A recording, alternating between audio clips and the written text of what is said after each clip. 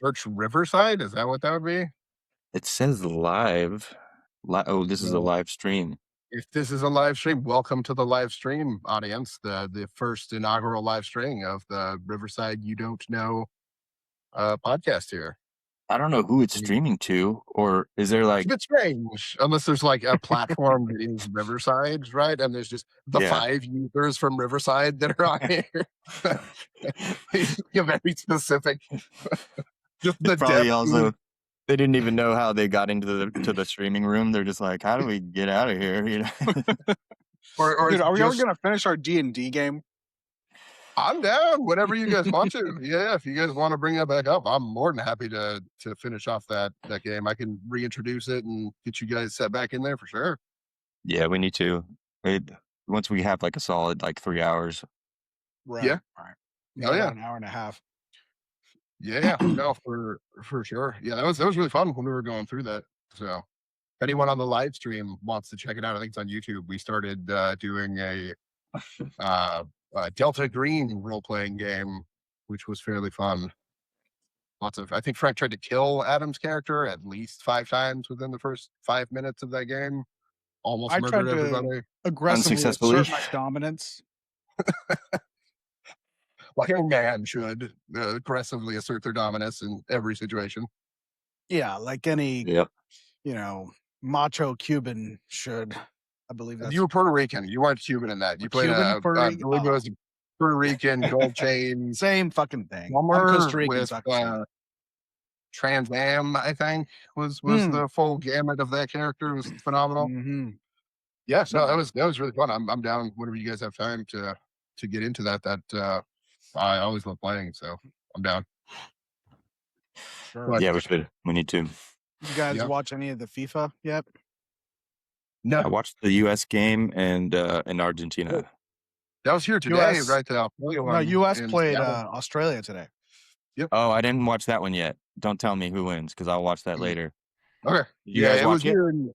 I haven't seen it. But it's been all the talk up here because it's in Seattle. So we've been. And one of my biggest gripes, like Apple TV does this with the soccer games, and then I just noticed, another app is doing it where they'll feature the replays of the soccer game, but on the replay they show the score. It's like, dude, what? Who wants to That know the score if sucks. they're trying to rewatch the game? Uh-huh. Well, because like nowadays everything's run off of like fucking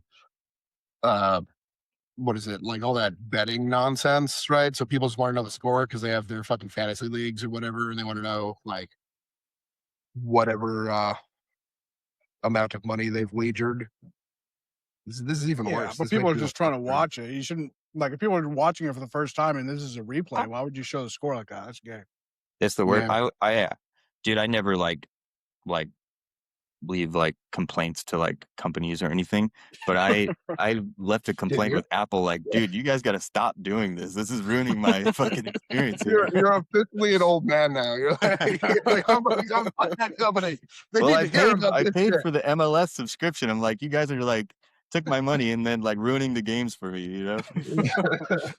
Dude, one of the Yeah, only no, times this- I've ever left a bad review for a company was this Korean corn dog making business because they switched their corn dogs to like a different type of beef. It's no longer like a quarter pound beef. It's like the same one as like the regular one. I'm like, what the hell is this? I blasted them on Yelp. It was sad. It was absolutely sad. That's Frank's worth it. break out the That's fucking valid. disable. Yeah. It's like false advertisement, man. This is the same as the regular corn dog. What are you guys doing? I think there are literally people that do that. They go around like measuring all of the like food and being like, is this accurate to what you're telling consumers and shit? Which is hilarious. Hopefully there is, because there's a lot of scam out there. Yeah, no, for sure. I remember I heard one once about the I think it was like the amount of chips in the bags or something had gone down, especially with like inflation and the crazy shit that was going on. That's a fun The one. amount of air in chip bags is pretty ridiculous. It's gigantic bag, and there's like the bottom third of it has chip in it. Yeah, it's pretty wild. Mhm. There is a company that does that does that for like protein supplements. Oh yeah. Have you heard of that? Yeah. I forget the company, but I should look it up again because I was like, oh man, I will use these guys as a guide for protein and Yeah. stuff because they call out the ones that are complete trash from the ones that actually have. Like, I think one of the big things that they found out was like a lot of the creatine gummies had like 0 creatine in them. Yep. But like Yeah, stuff along those lines. There was a Mike Isertel did a Let me know video the where name he of went that company. Yeah, to I'll the- have to. It was the one I saw, the one that you're talking about, Mike. That the one that Dr. Mike did on it. Well, but did you see the one where he went to that lab? He like That's went what and I'm talked talking to the about. guy. Yeah. Yeah, that lab. Yeah, that was cool. What about the Mike? You said you watched the He-Man movie. I still haven't seen that one. Yeah. I want to see that one. I saw Dave Disclosure though.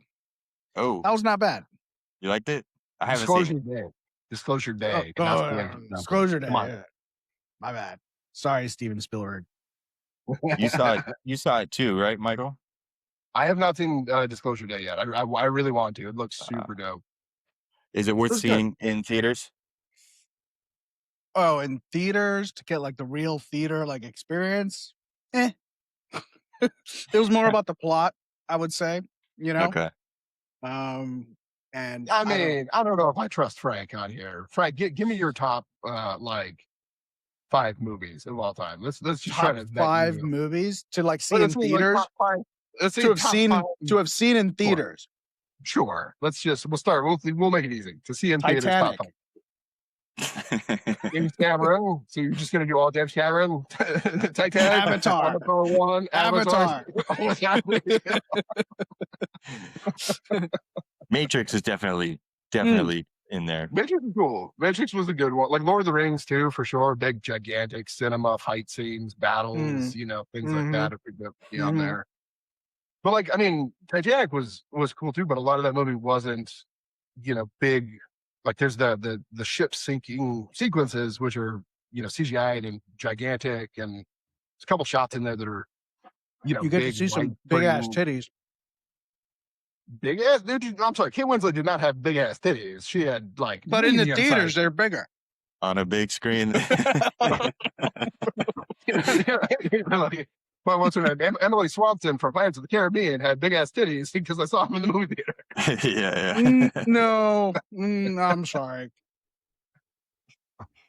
Yeah, but it is interesting too, though, because like some of those movies that like Titanic that are like not necessarily action films, but they just are beautiful to watch. What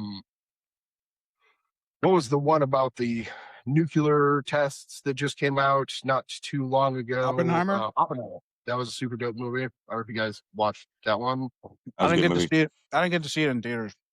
Really good in theaters too. Like it's a dramatic movie, but like sometimes it is fun to see those dramatic, not like high octane action films, but just really beautifully shot, and some of the smaller sequences can still be pretty cool. So I'd like to see Disclosure Day in theater. It looks like a good middle ground where you have that like Close Encounters vibe of like storytelling and like character narrative and some crazy sequences with aliens and UFOs and shit. So cool balance, possibly. I'm not going to divulge too much because you guys are still going to see it. You're not going to disclose too much, you mean? Yeah, it's pretty. They bring it down to earth, Yeah. So it's not very like. It's not all just about the aliens, which is, they get more into the storyline of it, which is pretty cool. So I recommend seeing it still. Do you Did you know they dropped files from the Pentagon on the day that Disclosure Day actually dropped? I thought that was quite interesting timing. Well, never let a good opportunity pass you by, for sure. It was actually funny because I talked to my mom and I was like, "Oh, I'm gonna go see Disclosure Day because it came out looks cool." And she's like, "What? I thought that was just something they were doing in the government. They were dropping files." And I was like, "No. This is the whole movie. It was also put out at the same time." Do you think that the movie is like some people are saying is like a way to loosen people up to the idea of disclosure? Well, did it seem like a propaganda tool? Do you believe that the government back then used to use Hollywood to try and do similar things? Didn't the FBI or the CIA contact certain Hollywood directors or writers to try and it's like, hey, what was that? Close Encounters of the Fourth Kind or something along those lines? Didn't Yeah. they contact, or at least there are conspiracy theories that this occurred. It I will say it was fairly realistic. Like if there is going to be some kind of disclosure at some point, I do believe that maybe it's going to be like a small group of people that are trying to like get this out, and then the government is trying to stop them and all this stuff. So I think they did a good job of painting the picture of what it might be like for those group of people that might be trying to let that information out. Mm. And I think that maybe yes, and I don't know if that was the intended reason for releasing the movie, but maybe the government's like, well, let's see, what people's reaction to this is. So maybe it's a double-edged sword, I would say. Yeah. What was the information that was released on the same day from the government? Was it because everything that's been released so far is everything everybody already knows anyways. It's nothing new. It was more UAP videos. It was just more, Orbs. the same. Well, it's more interesting orbs, and also there are more instances of high-level officials documenting that they saw this for like over 20 minutes because there were sheriffs that were responding to phone calls about these flying orbs, and I forget where it was, Oregon or something rather, 2 orange orbs.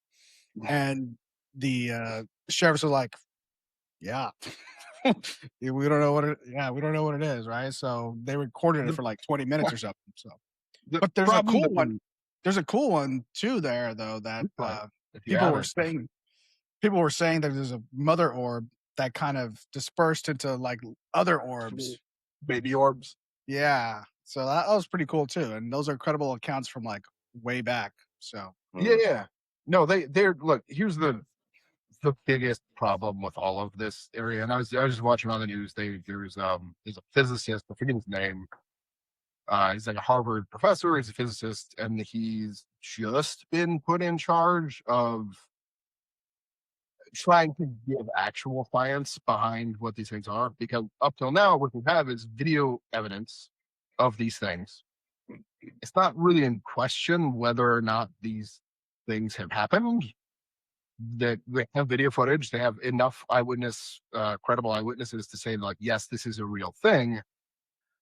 Probably no one knows what it is, and there's no other additional scientific evidence that they can put forward to put it in any direction, right? So until you have something other than video footage of random lights in the sky, it's just too many variables to say definitively that it's anything, right?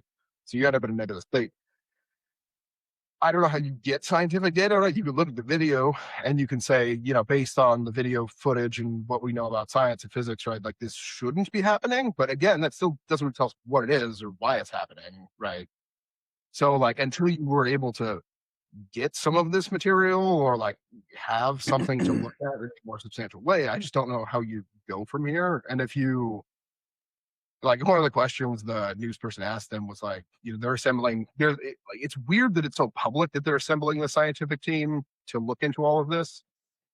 And the scientist even said, like, one of the reasons is if this is, an enemy of America, another country, we need to know what they're doing because how are they getting past all of our stuff? What are they using? Right, all these things.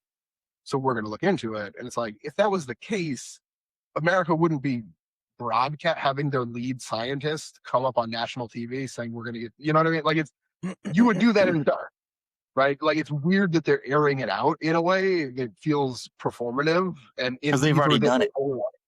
Well, maybe, right? So like either it's performative for the sake of being performative.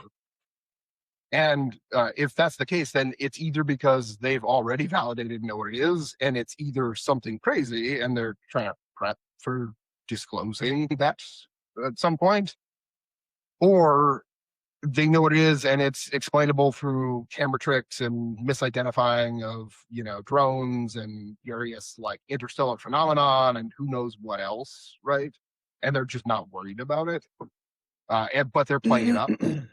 get value out of playing it up, right? So until the skeptic approach is until you can back up the the claims and the video footage with like more data, it's just too early to tell, right? And like to circle back to the is the movie, prepping people like I feel like we pretty much know how people are going to react. I don't know what you're going to gain by putting a movie out to see how people will take it, right? Like there's plenty of psychologists that have kind of game planned this. I'm sure the government, especially if the government knows alien exists, have been playing board games with like what happens if we do this and releasing a movie. I don't know how that helps anyone figure out anything necessarily. And that's also like the same thing they've been saying since like Star Trek way back when it was like, oh, Star Trek is actually a documentary and they're just prepping people for like when they eventually announce that like this actually is a real thing. There's a Federation, there's all the aliens and so on and so forth. So it's not new. Um, it would be, I would love it. It'd be crazy if we woke up one day and it was, disclosing and it was happening. And it was like, there are aliens, we've had contact with them, here they are.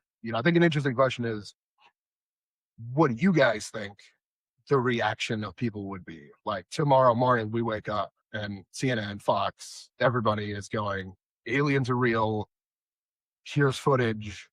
Here's materials. Here's an actual alien that we are have in the embassy, or would it, or if it's hostile, we got in a cage. Sure. What do you think the reaction would be globally to I think a lot of people would start buying guns. One of my main theories about this whole thing as to why they're trying to kind of keep it under wraps for so long and whatnot. I think it's because, and goes deep into like conspiracy theories and also like wild, crazy ideas, right? So I believe that it's a government/alien agreement that took place a long time ago. They've been here for a long time, according to what people have been saying for like 40 something, 80 something years. People have been saying that aliens have been around for a very long time now. So they've been here. There's nothing that we can really truly do about it. They can enact their will upon the citizens like whenever they want. So it's like, why would you tell your civilian people, yes, there is an alien presence here.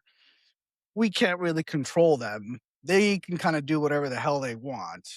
But they're peaceful. And, like how do you reconcile that with the American people or just the world in general? Because like, okay, well, why have people gone missing? Why have people been reporting that, they've had these excruciating experiments done on them? Like, was this all part of the agreement? Like, did you guys allow this? What? There's nothing that we can really do. So if you see one, run. So what you're doing basically is you're instilling fear in people and saying, if you ever come in contact with an alien, just walk the other way, just run away. Like, how do you tell that to people? Sure. Yeah, I think it depends on what the how the agenda of the aliens is presented. So if they say, oh, aliens exist, we've documented, we've actually captured some, but we really don't, they're just like another species. They don't really interact with us too often. They Several pretty much species, leave us actually. alone, and it doesn't impact everybody's day-to-day life. I think it would be like initial shock. Everybody would be like, oh my God. And then everybody will be back to, oh, I got to pay my bills. I have to go to work.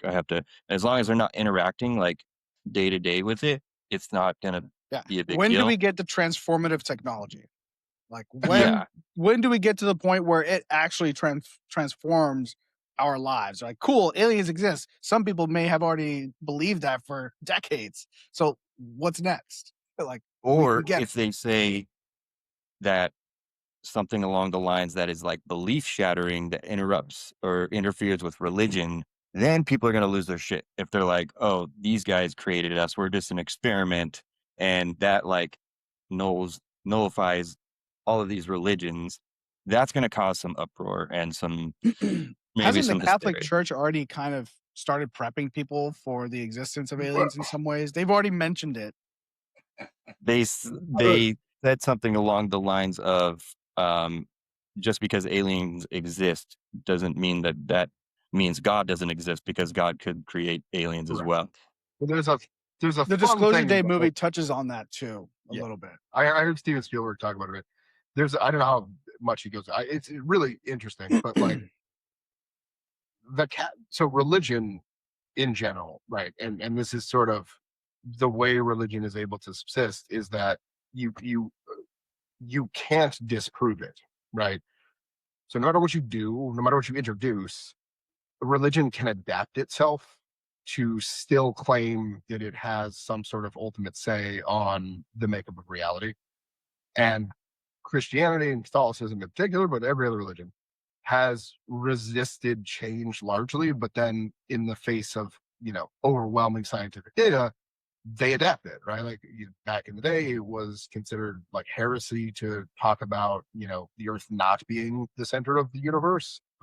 There were people that were persecuted and killed over saying otherwise, right? And only after science had become undeniable on that front did they relent and say, well, yeah, okay, fine, yeah, that's true, but we're still important. All these other things are still very much true. And there's innumerable points of religion that have had that pattern where they say one thing, especially scientifically, but even morally, where religion will condone something or say this is a reality. Science, or a better understanding of human nature, tells us that's actually not true. Religion just pivots and kind of goes, oh, well, actually, yes, fine, but that was just because we misinterpreted, like the fucking translation was kind of shitty, and actually, maybe that Self-preservation. Exactly, right. So I like don't know they're how they would do definitely, that with if these things created us and like we're an experiment. How are they? That'd be a well, pretty. first off, Yeah, when how they're do you saying, reconcile that? How do you go? That's a pretty I big Yeah. fuck up there. well, yeah, I can pitch for the Catholics and try to do it. So like number one, and also like we're making a terrible assumption that because, especially nowadays, that because government would come out, like, what level of proof would be needed for the average person to say, yes, this is true? And also that I believe the explanation for what I'm seeing is what you're telling me. Yeah, Right exactly. now, I would still AI, be skeptical of the information the government is is anything we giving. can find, right? So like, and even like super religious people, right? So super religious people see a gray alien walk out, right? And they and a government official says, this is, the emissary of the grays. And he comes in peace, and we're going to work with him, and we're going to advance technology. We're going to try to save human lives. Like, there's all these cool programs we're going to do. It's going to be great. What percentage of the population, and I would believe it's a very high percentage, is going to go, that's a lie, that's the devil, and that he's going to try to destroy the world. We need to riot and try to like immediately overthrow what's, you know what I mean? Like, Yeah, I think that's pretty accurate. just because it is explained and is scientifically correct, especially in the moment, like even the thing with like Christianity and the center of the universe thing with the Earth and sun, um, they only adapt after a very long period of time, right? So in the beginning, you would have pretty tremendous upheaval, political instability, right? And especially because if you introduce an alien species that did want to interact with various human governments, probably they're not going to be able to interact with all of them. So it becomes inherently political, the ones that they are interacting with. And then that fuels more tension and problems within our own society in general, too. So, like, I think you would have a period of extreme anxiety and tension and conflict. And then it would very much depend upon kind of, like you were saying, Adam, the minutia of like, what is that alien, what is the intention, what are their capabilities, why are they here, for the longer view of like how human society would adapt to such a thing. Because if it's like Frank's saying, where these things are indestructible and completely beyond our ability to control or influence in any way, shape, or form, and they decide to enslave or be like, hey, guess what, you do what we say now, and we can't do anything about it. Like, we can't do anything about it. Like, we'll just like, it would be violence, conflict, but like at some point, they would wrest control of kind of society at large, right? And then we would have some sort of a different existence, globally and galactically, possibly. But the manner in which the aliens would come forward and that would be disclosed, like, would affect that for sure. But And I do want to preface my skeptic is still real in me, which is that, again, none of that is proved whatsoever, but it is fun to game plan it a little bit and see what how we think things would go if aliens were in fact to come forward. So the religious aspect of it would be wild, because there's already a lot of people in government who are assigning religious like a religious filter over it, who thinks there's like they're angels and demons, Christian angels and demons, you know, and that the ones that think that they're evil demons, they are pushing to keep disclosure from happening, and they think that's this spiritual warfare of good and evil with these aliens. So there's already a huge religious element to it in politics already. Yeah.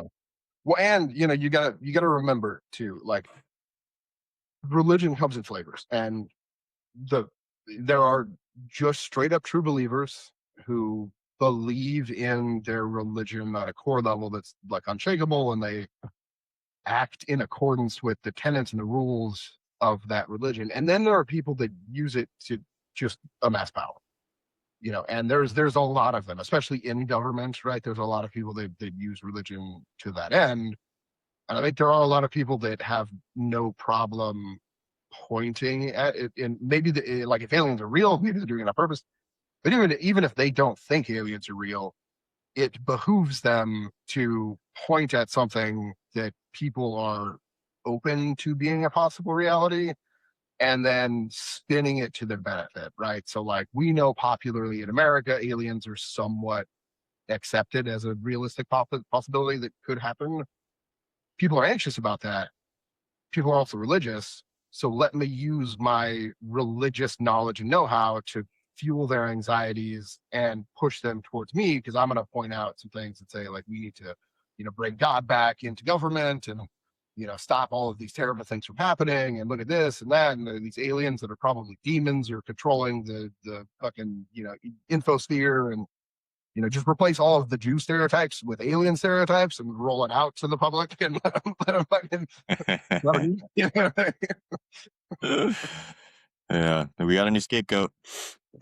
you know, it would definitely happen for sure. You know, you would have, and that's it. That's if there's only one, right? Like, there's plenty of, I don't know how it was a disclosure day, but, you know, John, my stepdad, was always a believer in the multi-alien theory, right? That it's, you know, the blues and the grays and the avians and the this and the that, the reptilians.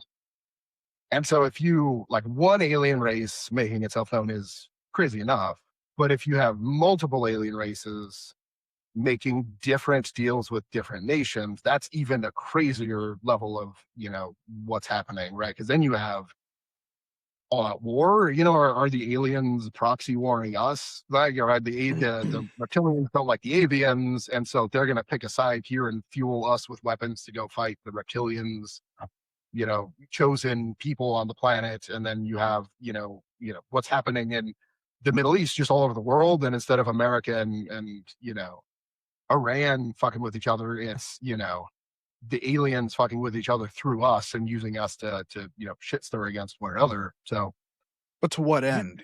Like, ultimate control over the planet? Maybe they just don't like each other.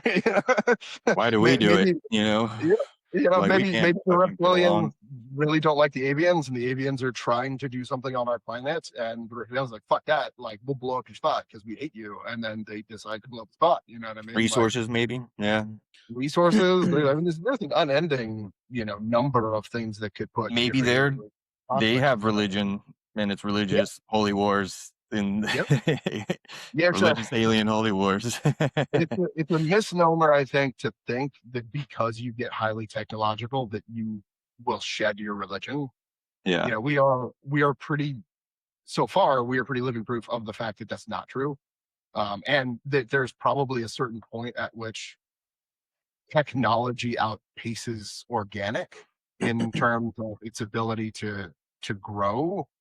And even if organic beings maintain directive control over technology that's extraordinarily advanced, it doesn't mean that our, you know, evolved brains that are still susceptible to superstition and the ultimate questions of like what is all of this and why are we here wouldn't affect like a highly advanced race, especially in like very crazy prismatic ways that like would be even more complicated and convoluted than how we interpret the different tensions between religion and ideology and things like that.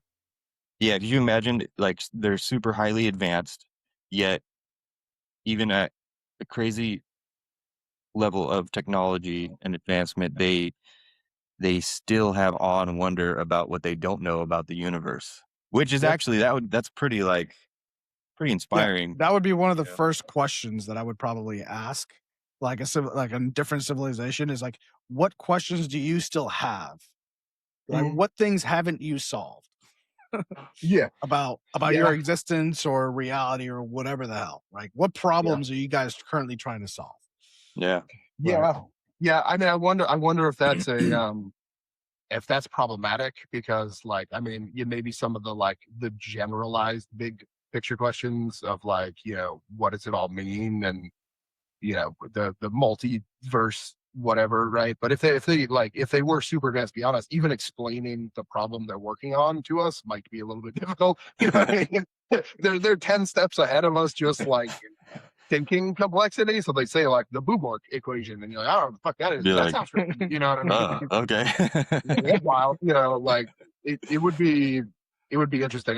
Maybe we could do that one. What would your guys do if you get like a genie wish situation to the aliens? What are your three questions you can ask the aliens and have them answer to us?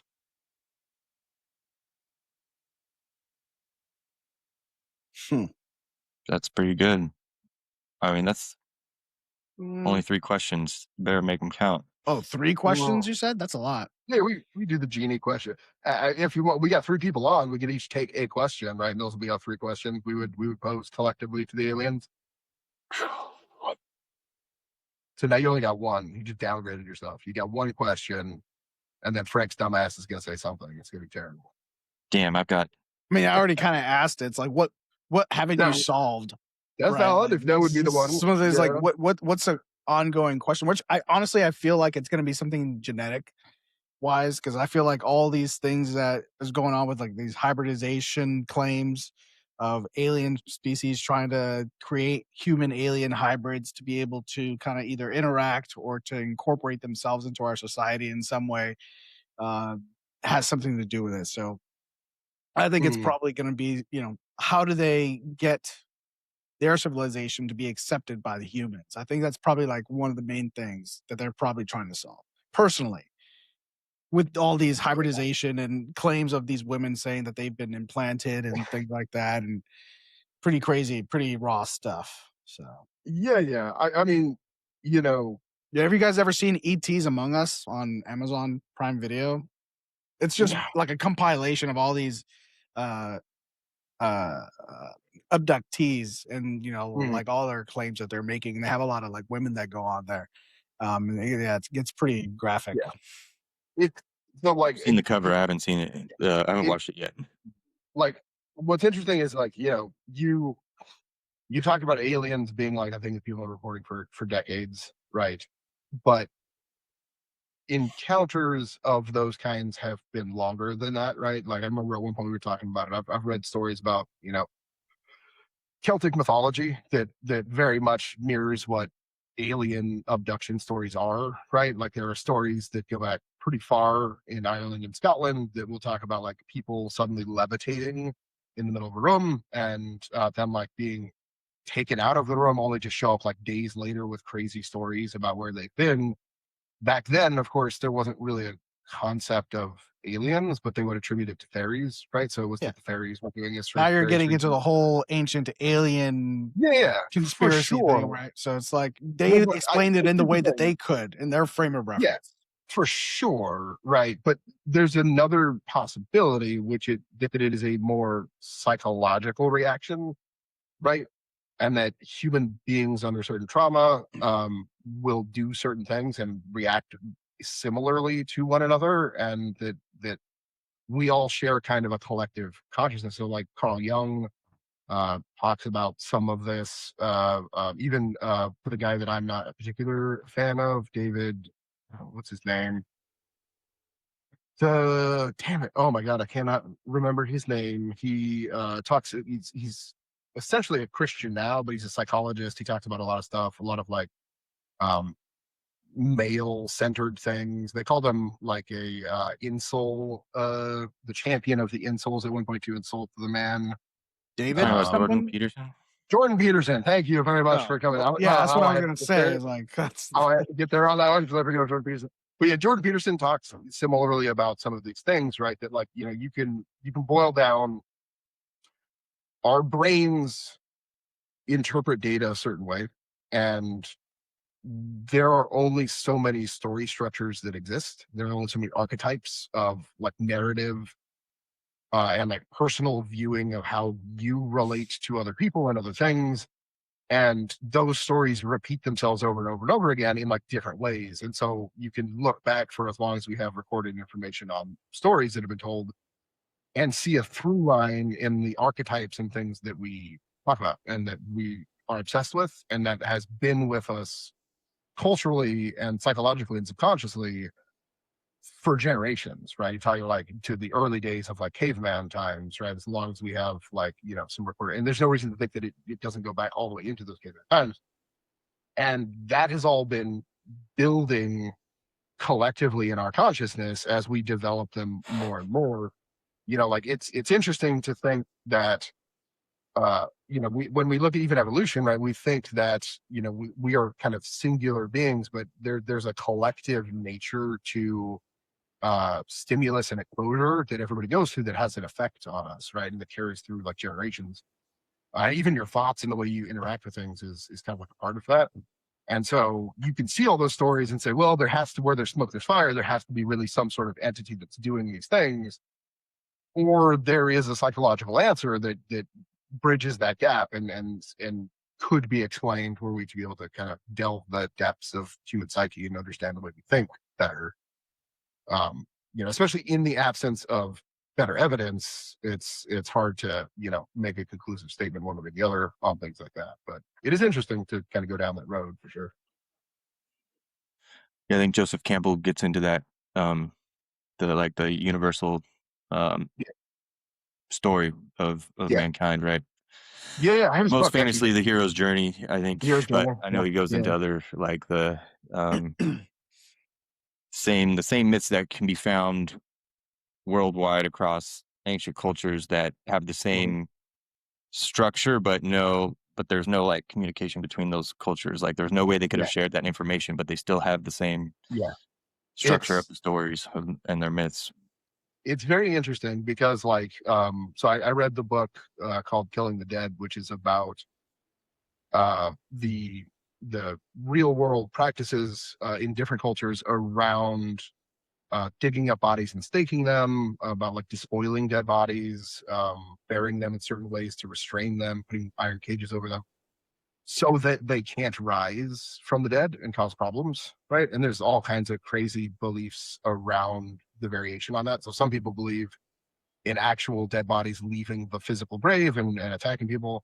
Some people believe that like the dead body is corrupted for some reason in the grave and doesn't leave, but its kind of energy emanates outward and causes disease and famine and other problems or like nightmares. It's attributed sometimes to the actual, what is it, the sleep demon, right? The imp, the thing that like you wake up and it's on your chest, right? Like that those things stem from dead bodies that were corrupted either in life or in their transition into death. And therefore their spirit is running amok and you have to do certain rituals in order to get them to stop or get their dead bodies to disappear. And that goes all the way back into like shamanism. So like, into like the ancient times in the Nordic territories and even in Ireland and places like that, where you had these kind of druidic elemental styled religious figures. There wasn't like a structured religion, but it was kind of more a organic, ritual based, society based, oral story narrative to explain and deal with all of these things. But it's interesting because you see different stories develop in different areas. And the book talks about it where you have like early examples in Asia And this story is almost identical to stories that show up in, like, let's say, Bulgaria hundreds of years later, like almost verbatim, right? And it's very interesting. Like, it's skewed slightly for a Bulgarian audience, but it's the same, almost exact story structure. And so the question becomes, how much of this is independent, where like you have people discovering the geometry of a triangle independently of one another because it just makes sense and there's a natural progression there. And there's something like deep in our psychology about death and passing over and the way we deal with that that's universal. And so people just constantly hit on these things again and again and again.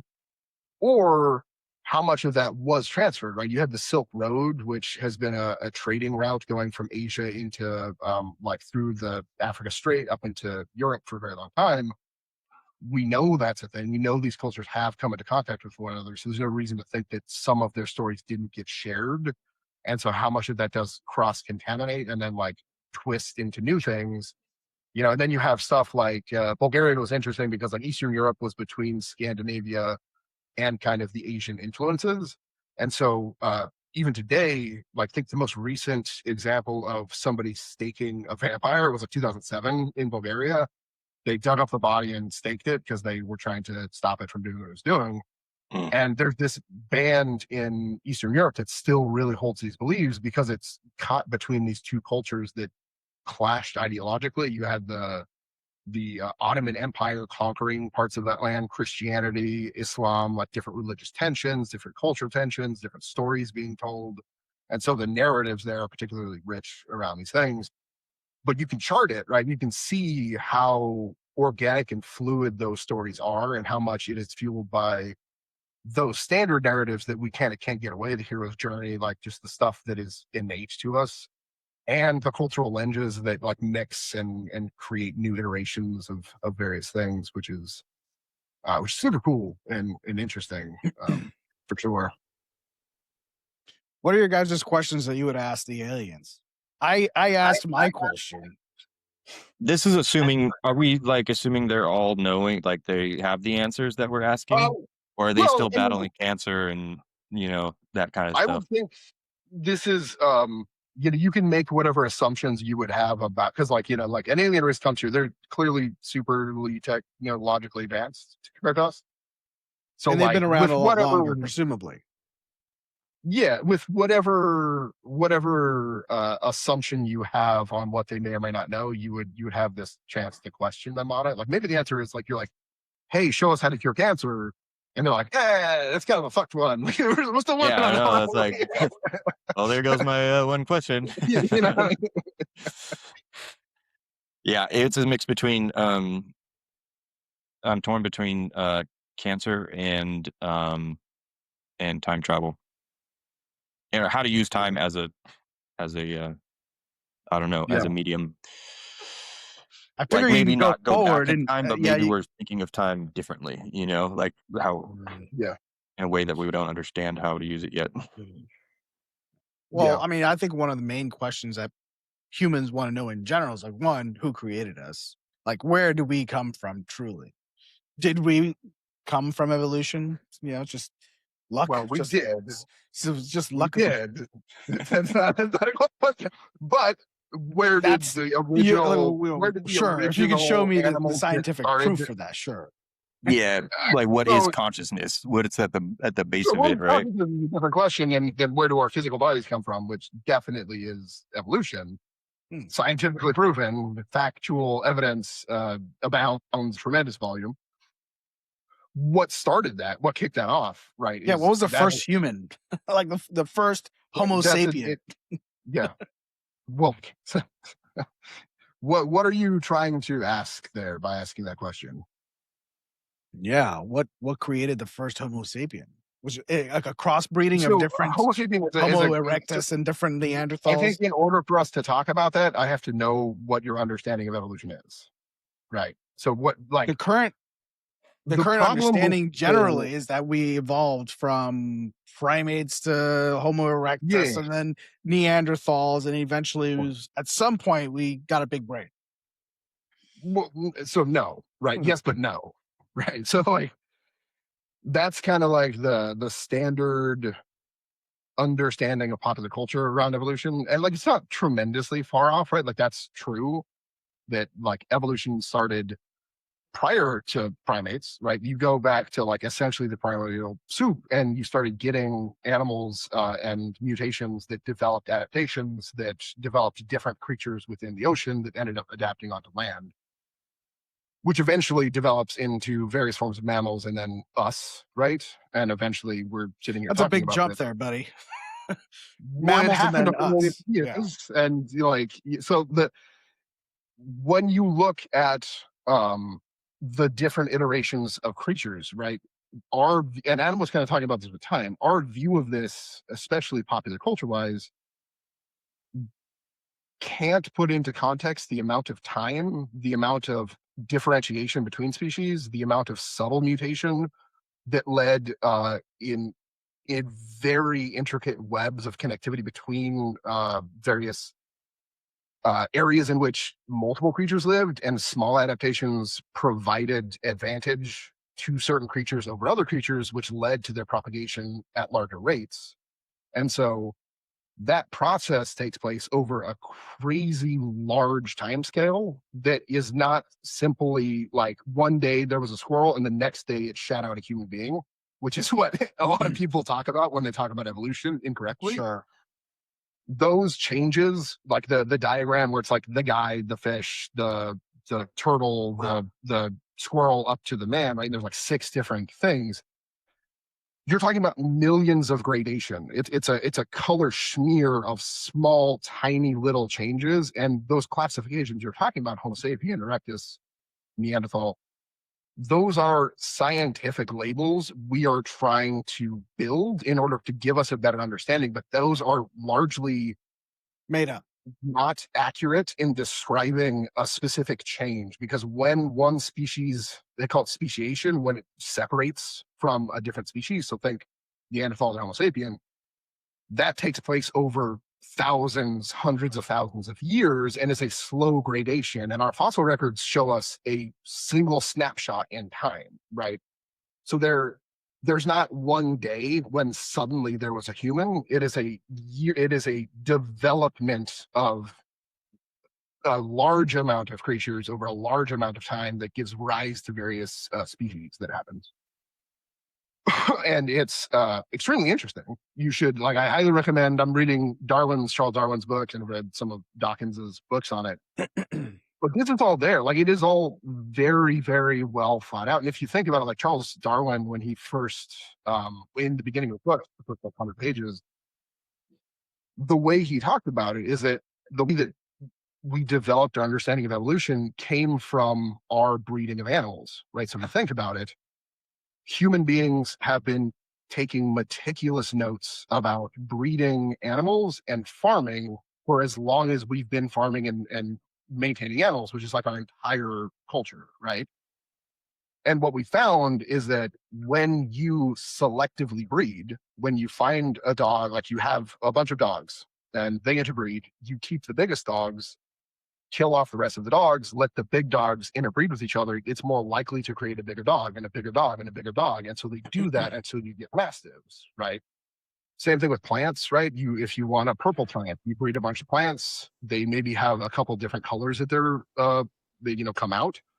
You only breed the plants that are purple. Eventually, you come up with a new version of that species that has purple flowers, right? That's how we get all of the various animals, farm animals, the domesticated animals, the farm produce, right? That is a scientific fact that human beings have been doing forever. What evolution states is that same scientific principle that exists with man's intervention also exists naturally in nature without human beings intervening. And it's based solely around competition.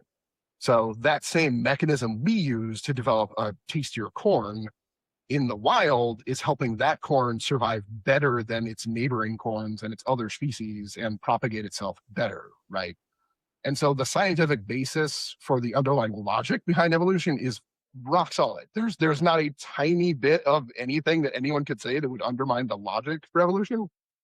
And then the actual like fossil records and the actual like observed science that they can point to also show that in practice, almost in real time, again, is with that reproach. There is no question that evolution is real, and there is no question that we come from evolution. There is only a question of how that got started here on Earth, right? Or you could maybe make an argument that we were planted here, but even that would mean that somewhere else we evolved, because the law of evolution is so strong that whatever alien exists also evolved. There's not like a singularity where suddenly blinking into existence is a creature. We have no scientific data to back that up whatsoever. Everything we see, everything about organic life stems from evolution. It's just scientific fact. Did you hear about recently? I don't know how recent it was. I saw the article recently. On one of the comets that I think it passed by Earth. Yeah, it had all the components for life, potentially for DNA. It had RNA. It had like 7 of the 14. RNA is a bit wild. I don't know. 7 of the 14 protein or amino acids required for life. Carbon, of course. But yeah, RNA and the amino acids all on this comet. RNA would be wild. What are you saying? RNA found on a meteorite? Comet. Like we put a probe to this thing and it came back with a sample. I'm typing it into Google. Wow, this stupid web browser. Was there RNA found on a comet? Which, I mean, points to if that hit the Earth in the primordial soup days. Yeah. Panspermia. What's even weirder is it all, came from a somehow the single cell started, and then everything came from a single cell organisms. That is what's fucking weird. Well, so it's like I've got some stuff to say on that, but here's the article from NASA. So maybe I'll just read it off a little bit here because it's interesting. So studies of this is called NASA's asteroid Bennu sample reveals mix of lice ingredients. So study of rock and dust from asteroid Bennu delivered to Earth by NASA's OSIRIS-REx origins, spectral interpretation, resource identification, and security Goliath Explorer, which is a mouthful of a name, have revealed molecules that on our planet are key to life, as well as to the history of saltwater that could have served as the broth for these compound interactions to combine. The findings do not show evidence for life itself, but they do suggest conditions necessary for the emergence of life were widespread across the early solar system, increasing the odds life could have formed on other planets and moons.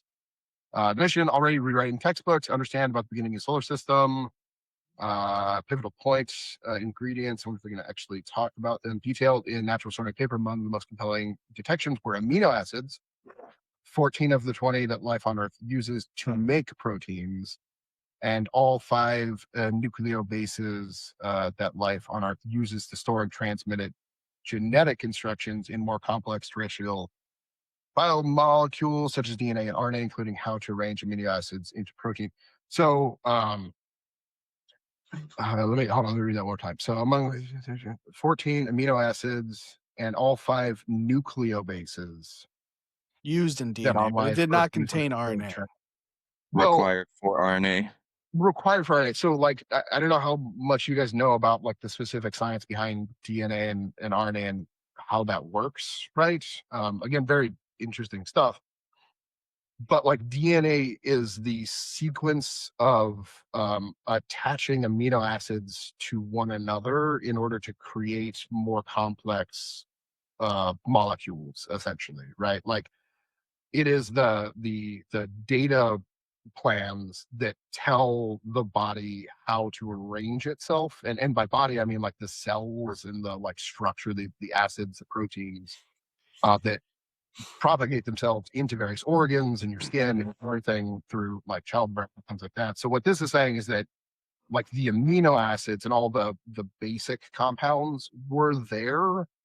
Nucleobases, I'm not actually sure what nucleobase is.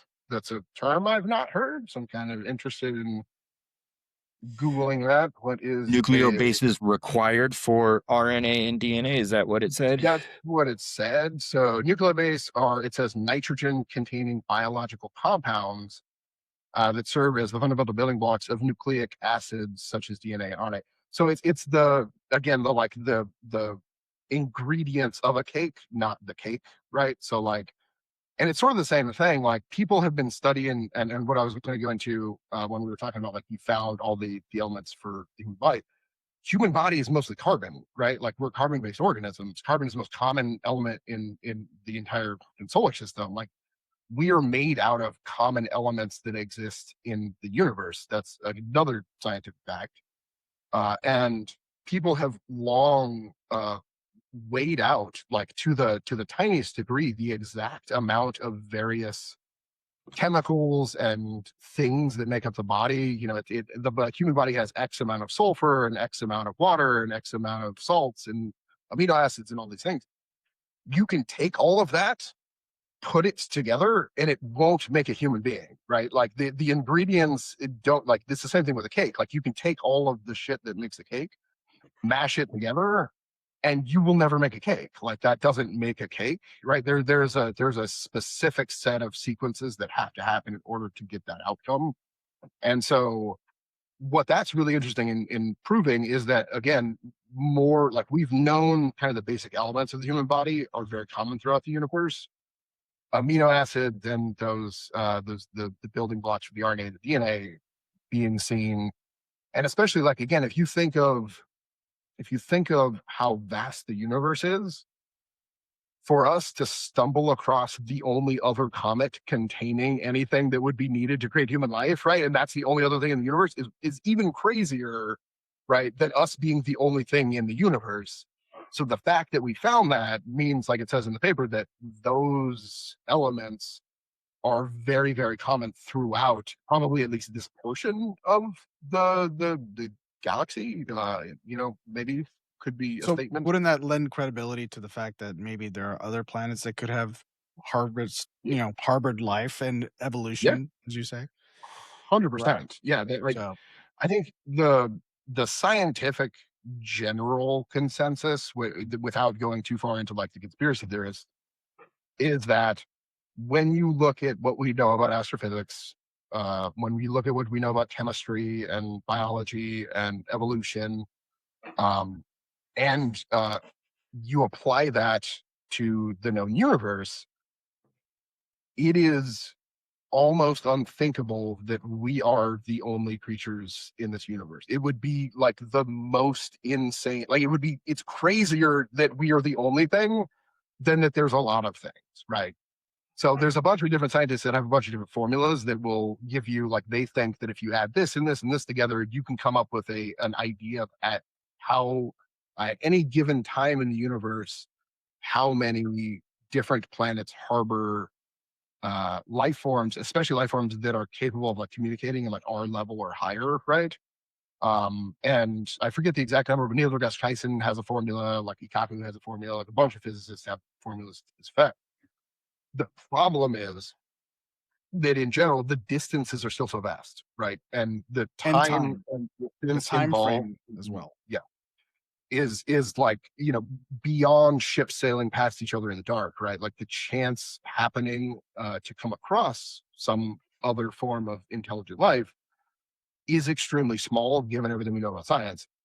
That being said, that's only given everything we know about science, right? We don't know if aliens have some sort of like, you know, conscious tracker that enables them to like key in on parts of the galaxy that have sentient life that we just don't understand. Like there are explanations that could exist that would enable for more common interactions between aliens, or we're way off and life is just way more common than we think it is, and therefore it's much more likely that we would come into contact with aliens. So one of those things is, it has to kind of be the truth, right? Either aliens exist, but it's so spread out so far apart that we're never going to run into them, or the best we get off for is like finding a dead civilization somewhere, maybe one day. Like that'd be insane, Or they just you don't know. want to talk to us because they're like, these people are Or they're savages. prevalent, right? But they're choosing not to talk to us, and it's just very common, right? Like there are races all over the galaxy, and there's just a constant buzz. the problem with that is like we have been observing the universe now for quite some time. We have a lot of different devices pointed up at stars, including like radio, infrared spectrums, like not just like telescopes to get visual data. Like we are taking in tremendous amounts of data from the universe, and we still haven't seen anything, right? Like there's nothing that we've seen that's been published that points to the fact that the universe is busy, that there are constant spaceships flying around and there's communication zigzagging all over the place. That's still like a tiny fraction of what like our observations are small compared to the universe. So there's plenty of room for there being a lot of aliens, but if you follow like general scientific guidelines, it's that aliens have to exist, but so far what we're getting back is that they are, especially conscious ones, are not common, at least from what we've observed so far. Like that's the general skeptic scientific approach to, I think, aliens in general. I think one of the big questions would be, what is behind the fact that you can take like all those pieces of the cake, like you were saying, and that turns into life?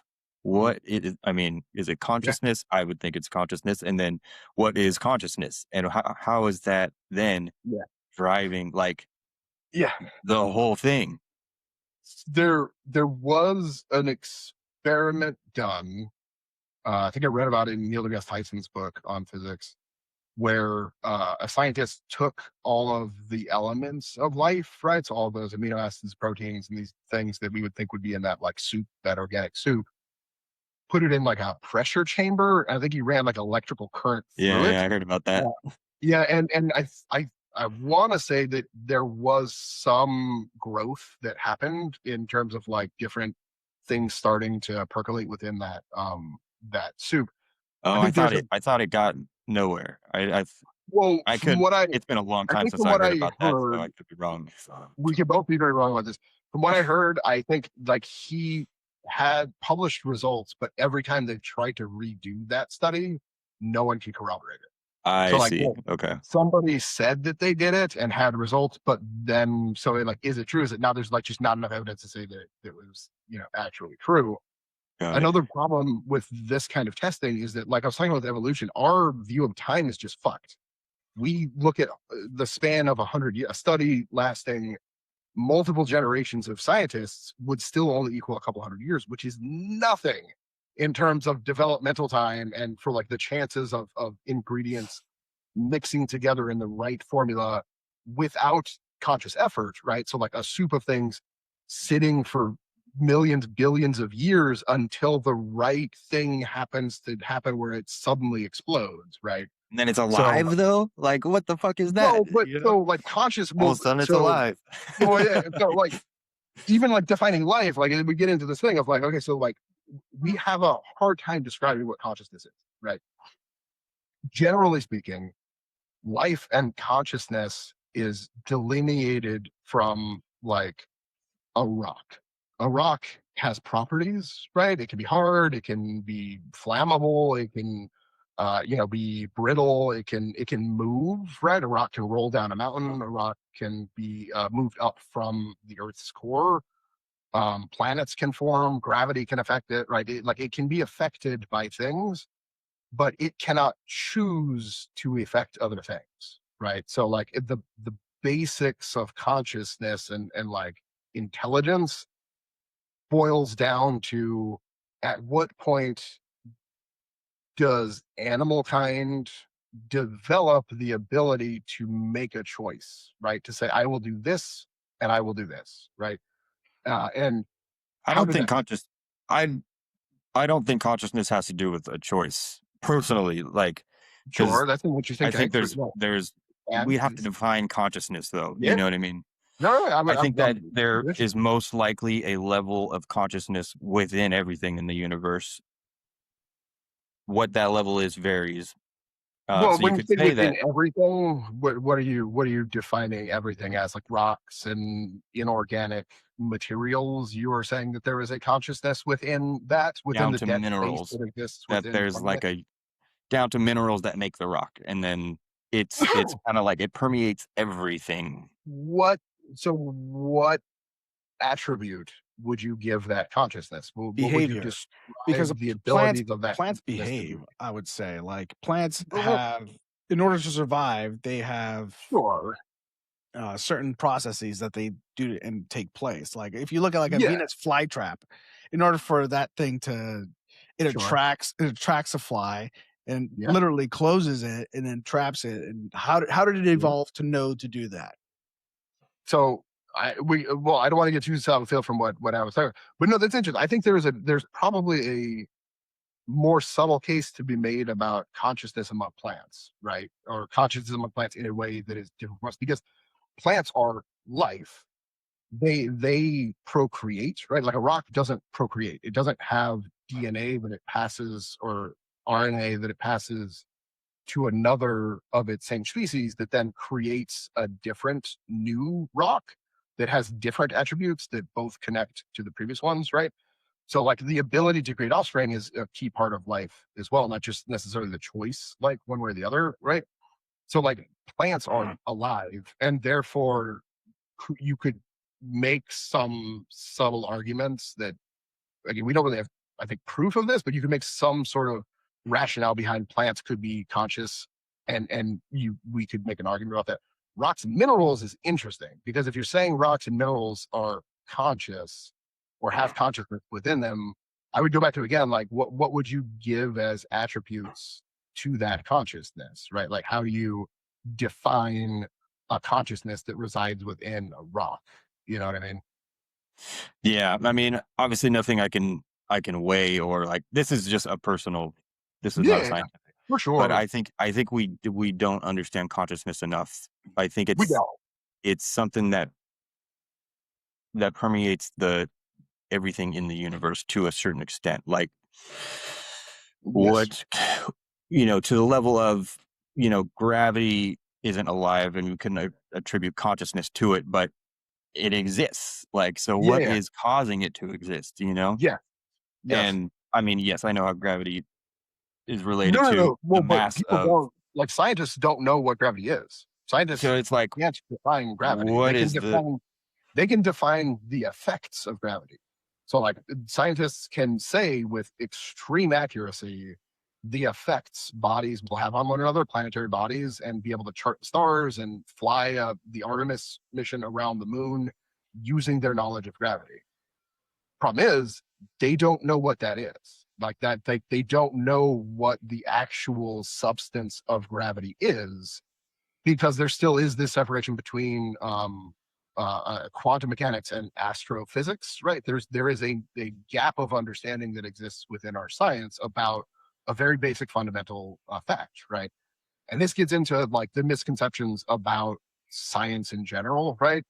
Like, we say gravity is real because we can definitively test its effects. Even though we can't see the body that it is, we can't say what this thing is. We can say that it exists because of its effects on other things. So, consciousness, kind of in the same way, right? Like, we can't pinpoint what consciousness is because it's extremely difficult, even within ourselves. But we can, in some ways, uh, test and see the effect consciousness has on the world around it. I can pick up this computer. I can move that rock. I can do things that will affect the physical environment around me. And that effect is an example for the existence of consciousness in this universe, right? And so, to an extent, that consciousness is very real and very valid, but is still very much unknown, right? And so, yeah, like, trying to get at what these things are is a very interesting concept. There's two schools of thought, though, when you encounter something like gravity and we don't know what it is, or consciousness, we don't know what it is. In the past, there were scientific concepts called the ether, right? I don't know if you guys know about, like, ether, where there was this idea that there was this, like, permeated substance that's kind of in everything and all over the place and explained a lot of things. Which is funny, because we have kind of a similar thing in dark matter nowadays, and, like, physics, and dark matter is more than ether in that we can see its effects, kind of like gravity, right? Like gravity makes sense to a certain extent, but when you start getting at extreme distances, like solar systems and other solar systems, the rules around gravity start breaking down and they don't actually mathematically start to make sense. And so they have to account for that by the existence of dark matter. And so they can again know that it exists by its effects, right? We know that something has to exist in order to exhibit this sort of an effect that we're seeing externally in the universe, right? To make the Sounds math like- work. Yeah, Basically. to make the math Yeah, work. they just made something up to kind of like cheating They on the didn't make equation. something up. They used science to very specifically and test these observations again and again and again to see if those results change or if this is an observable phenomenon that is consistent and repeatable across multiple studies, multiple people, multiple places around the world. And once that happens, it becomes a scientific truth. The alternative way of looking at this is instead of having those scientific guidelines, to make up superstitious hokum, right? To be like, well, I think that God exists. I think that it's the great juju in the sky, right? Because you don't Well, have any method. The concept you of don't ether have any isn't that method. far off of gravity, though, to be fair. Well, no, You know, so, like, the difference is in the observable effects, right? And the repeated ability to test these things scientifically and to have a rational idea for what these things are. And it's a bit harsh, and I don't mean to, if anyone's on the live stream, I don't mean to offend you specifically, but like it's okay to make an argument for the existence of God. The problem you will run into is whatever that explanation of God is has to make sense within what we know of scientific reality. And that's what the start of this conversation we had. The problem with the Catholic Church has and all the religions has is the more scientific stuff happens, the more they have to change their definition of what God and religion means. So if you want to posit it's God, if you want to posit it's a soul, if you want to posit consciousness is in everything in rocks, it's okay to do that, but you do have to hang it on some sort of scientific logic for it to be believable. Otherwise, it's superstitious hokum because you're just saying a thing to say a thing with nothing to back it up other than like it makes me feel good or other people said it. You know what I mean? And so like, and there are smart people that are religious that make some very interesting claims to what they think a God is and what consciousness is, and it's still very theoretical, but it's at least bound up in some sort of a logical rationale that if we got advanced enough one day we could test, right? And that's I think that's the difference I have for if you're pushing forward an explanation for why we're all here and it's God, have you thought that out or are you just saying it to say it? Because if you're just saying it to say it, then like we're not really having a conversation about what all this is. You've just decided you want to feel good and that makes you feel good. And you're saying, everyone is fine. Like you got bills to pay, you got shit to do. I'm not trying to rain on your parade, but like that is not a well-based logical argument. You know what I mean? yeah. The I think the mystery. Okay, for the aliens, have they figured out? Because to me, the big mystery is how those individual ingredients all of a sudden become what we would define as living. Because I think there's 5 requirements for us to consider something living. Some of those you mentioned, as far as it has to be able to reproduce. I think it has to, at least on our planet, it has to require. It uses oxygen to some extent. I forget all of them. I used to know, but there's like 5 requirements for life. So what happened to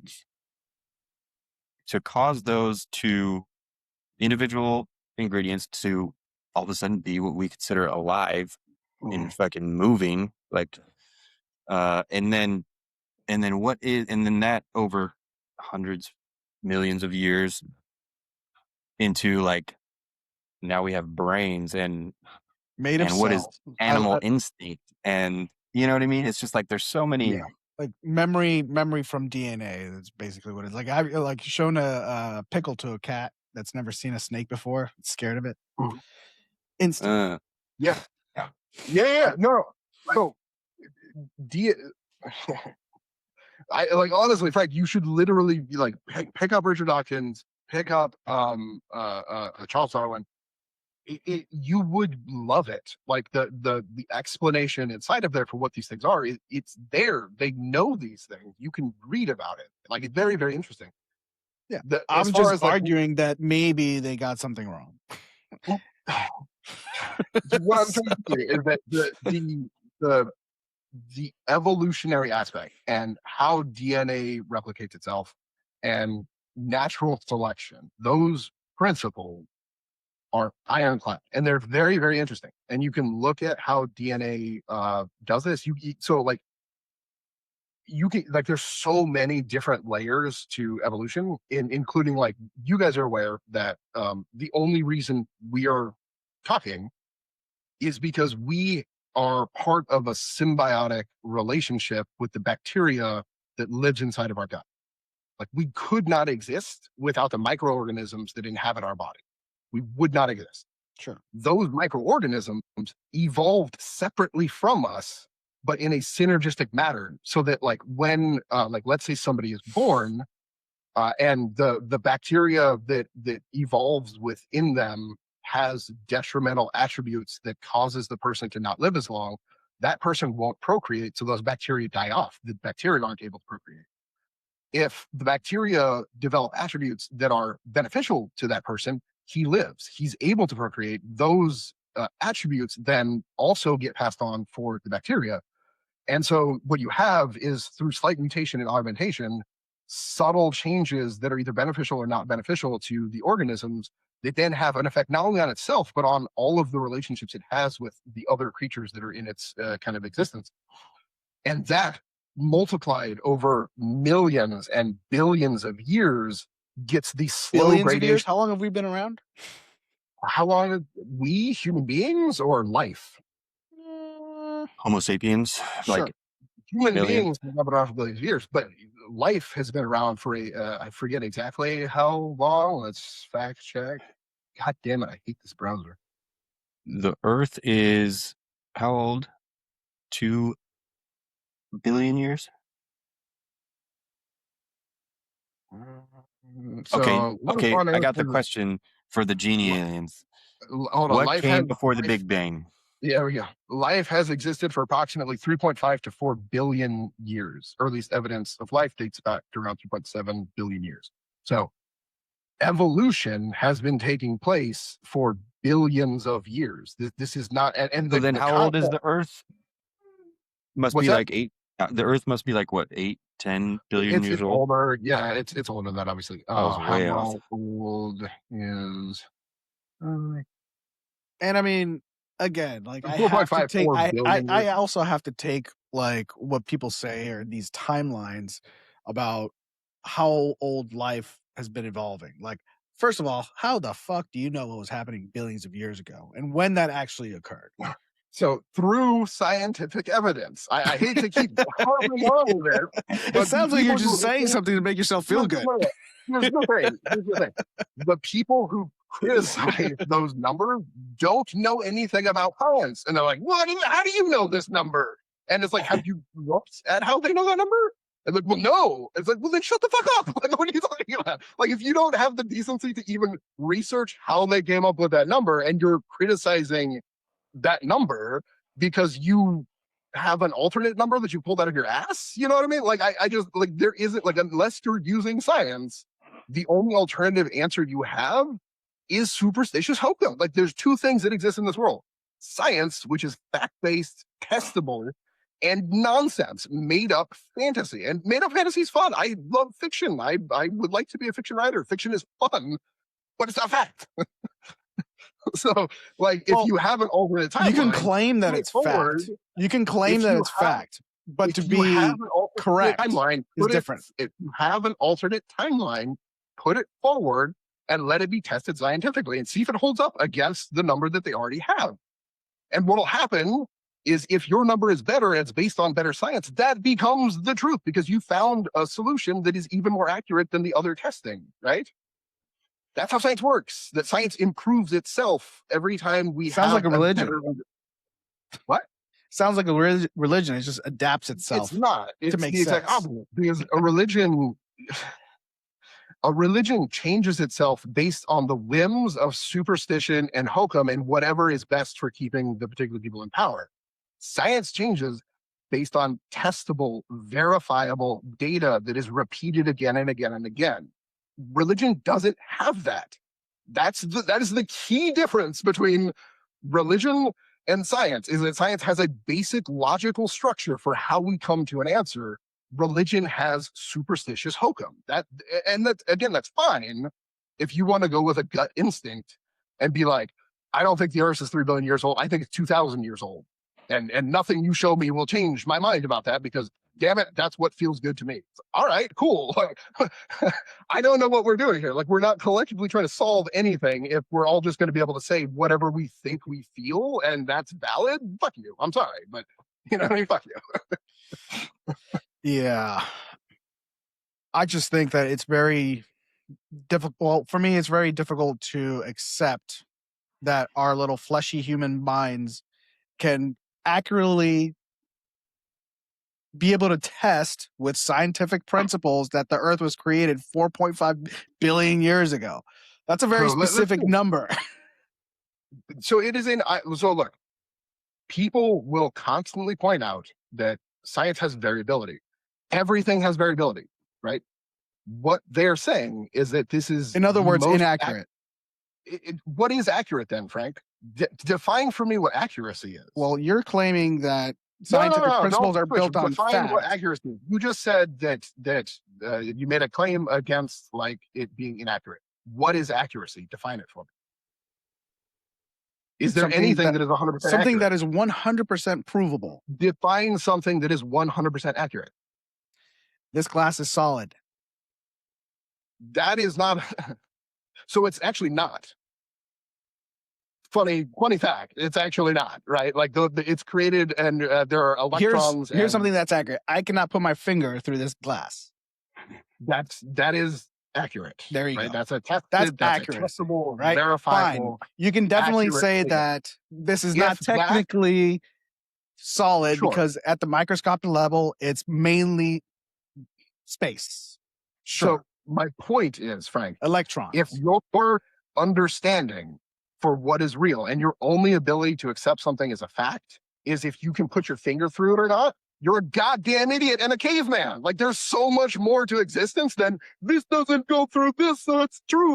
Mm-hmm. Like, I'm sorry, but that's retarded. That is a retarded, juvenile, childish way of thinking. I think that people that go through life assuming that all the answers are you've outsourced your way of life to people that have studied this. Sure, they've studied it a long time. I'm sure they've even gotten close. But to say that is fact, that life started on this date, that the Earth was created on this date, to say with a certainty, they don't say it is 4.5 billion years, 600,000, 92 million years, 182,000 years, 24 days, 32 seconds, 82 milliseconds. They don't make that claim. What they can do, and so again, if you would do the basic decency of, like, if you're going to try to critique something, to try to understand it before you critique it, rather than just making banal accusations against things that you don't understand, look up how they get that number and then decide whether it's accurate or not, right? But you don't know how they got that number, and you're saying that it's inaccurate and completely inaccurate to the point of we shouldn't even hold that up as a standard. You know what I mean? Like, that's the problem I have. 4.5 billion years add or take a few billion years. I mean, yes. So even if they were off by 3 billion years, a billion years is such a long time frame that our puny human brains, as you put it, cannot put that into context. You know what I mean? Like, we see people with billions and trillions of dollars. We can't conceptualize those numbers. And especially when you're talking about the span of a year times a billion, that length of time is mind-boggling, right? And the intricate web of interactions that happen with chemistry and biology within the time span of those years, the distance between those things is just visually stunning. And it's very, very difficult to try to wrap your head around, right? But if we're done with that particular one, I have a question. What do you think consciousness is, Michael? so I guess, well, first you'd have to define it so and then explain why. yeah. So consciousness, there is, I think, and so to Frank's point about like science being inaccurate, philosophy, I think, has the most to say about consciousness. Philosophy also is notoriously hard to test and verify, right? Which is why it's not often considered as like a hard science. But if you look at what some of the very notable scientists have said, and so like early scientists were also philosophers, right? There's a Venn diagram of cross section of like philosophy and science, and lots of philosophers use science in their kind of understanding. But mostly, what the philosophy that I have read, right, deals with our ability to observe what is around us, right? And like, what is that? How can we understand that? And how can we quantify what that is, right? Because ultimately, that's what consciousness is like, how do we perceive? How do our brains interpret what is coming into it? And then take all of that stimulus mixed with our learned experience, our biological experience, our evolutionary experience, and have our brains spit out an answer that we either choose to or not to accept or not, right? And if you look at like David Hume is my go-to for psychology, or sorry, philosophy, and he tries to talk about this in a scientific manner, right? So when you think about thought inside your own brain, his basic system is that everything is experience, right? For the most part. Now, and understand that he came up with this pre-evolution. So evolutionary memory is not necessarily something he was familiar with. And I think that plays a role in this that he didn't necessarily define. But in general, right, you were born, and from that point, you start collecting physical experiences. You can take your hand right now and rub it across whatever desk is in front of you, and you can feel that desk, right? That is an action. That is you getting tactile physical stimulus that gets transmitted through your through your body, through electrical impulses into your brain. It gets interpreted as Frank trying to poke the bus. This is solid. I know what solid is. Solid is a thing. If I push this off, it breaks, right? I know what breaking is because I have that experience, right? Human beings are born not knowing anything other than whatever's been pre-programmed genetically or through your soul, whatever you want to say. And through a life of experience, you develop a catalog through which you can refer to. As our brains grab more of those things, we have the ability to be able to put those two and two things together, right? So like a way he explains it is our imagination is the recalling of those memories, right? So I can touch the table. That's a very specific sensation. I can remember what the table felt like, but it will never be as acute as the sensation of touching the table, right? Because it's an impression. It is a memory. It is a shadow, an echo of the actual thing, right? So every memory, every thought that you have is inherently lesser than a lived experience, right? You can read or you can watch on TV the Sistine Chapel and see like in your head how tall it is and the sights and what it looked. You can see pictures of it and you can know everything there is to know about the Sistine Chapel. That will be utterly deficient compared to standing inside that room. The effect of a real life experience versus a memory or a thought or a is dream. dramatic. Because you Or can feel dreams are textures, you interesting, can feel but textures, you can feel certain things in dreams, and those are yeah, still memories. yeah, for sure. But it's never going to be as strong as actually experiencing the actual event. That's the general idea behind David Hume's original system. And then you kind of go from there. You start talking about imagination. It's like, okay, well, yeah, that's true. But like people come up with shit that isn't even real, right? Like people come up with crazy stuff that isn't real. So how do they do that, right?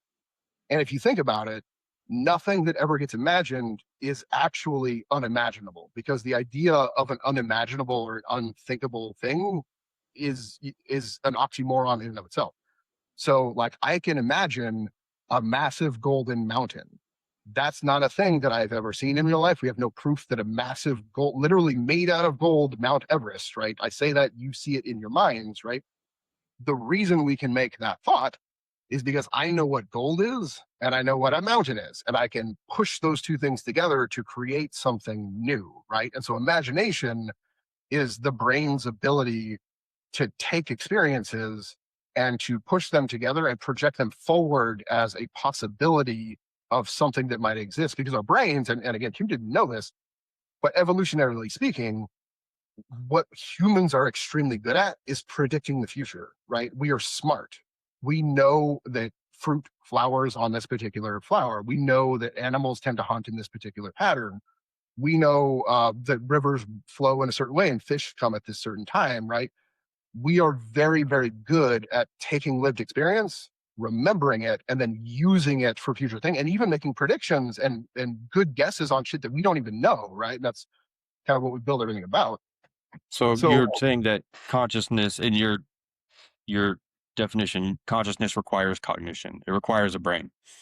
It, as far as we can tell, it does. But there's some problems in what David Hume is saying, because within those definitions, right, like, and we know this to be true, like our senses are horribly inaccurate and very much underpowered compared to even animals and some other things, right?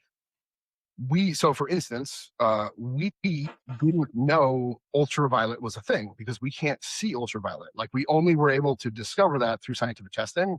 And then we found out that animals can actually see ultraviolet. There's some animals that can. And so like one of the things that was they took a prism and they shot light through it and it split the rainbow. And the ants were walking around all of the light, and they were walking around an extra little bit that we couldn't see, and they didn't understand what it was until they had understood that that's actually the ultraviolet spectrum that the ants are sensing. And so we know that there are whole sensory world, radio frequency, microwaves, all of these things are stuff that we have no ability to sense, but they are nonetheless real, right? So our ability to understand is heinously limited. And also, at the end of the day, it's always filtered through our senses, right? All it is an electrical impulse in your brain. So what the fuck is thought? What is experience, right? And It's those things are programming. very hard to define. And then it gets even more complicated because consciousness requires not just cognition of brain, it requires the ability, I would make the argument, some ability to then interact with those things, right? So a machine brain can logically think of things, right? But so like David Hume said it, that like our brains don't work off of logic. Like logic never made anyone do anything. Human beings only ever do things based off of passion. We use logic to get that end, but logic in and of itself is never the motivating factor behind doing anything, right? So when you start analyzing how we think, the motivations for what we do and what consciousness is, we are not motivated by logic. We're motivated by passion and desire and wants. And those things, again, become really hard because this morning, what did you guys eat? Red Bull. A Red Bull. So you chose to have a Red Bull, right? You could have chosen to have other things, but you chose to have a Red Bull. Why did you choose to have a Red Bull? I needed energy. You needed energy. So did you wake up and consciously sit there and weigh all of your various options and go, I could have this, I could have that, I could have this. What is the best macronutrients for it? Like, is this,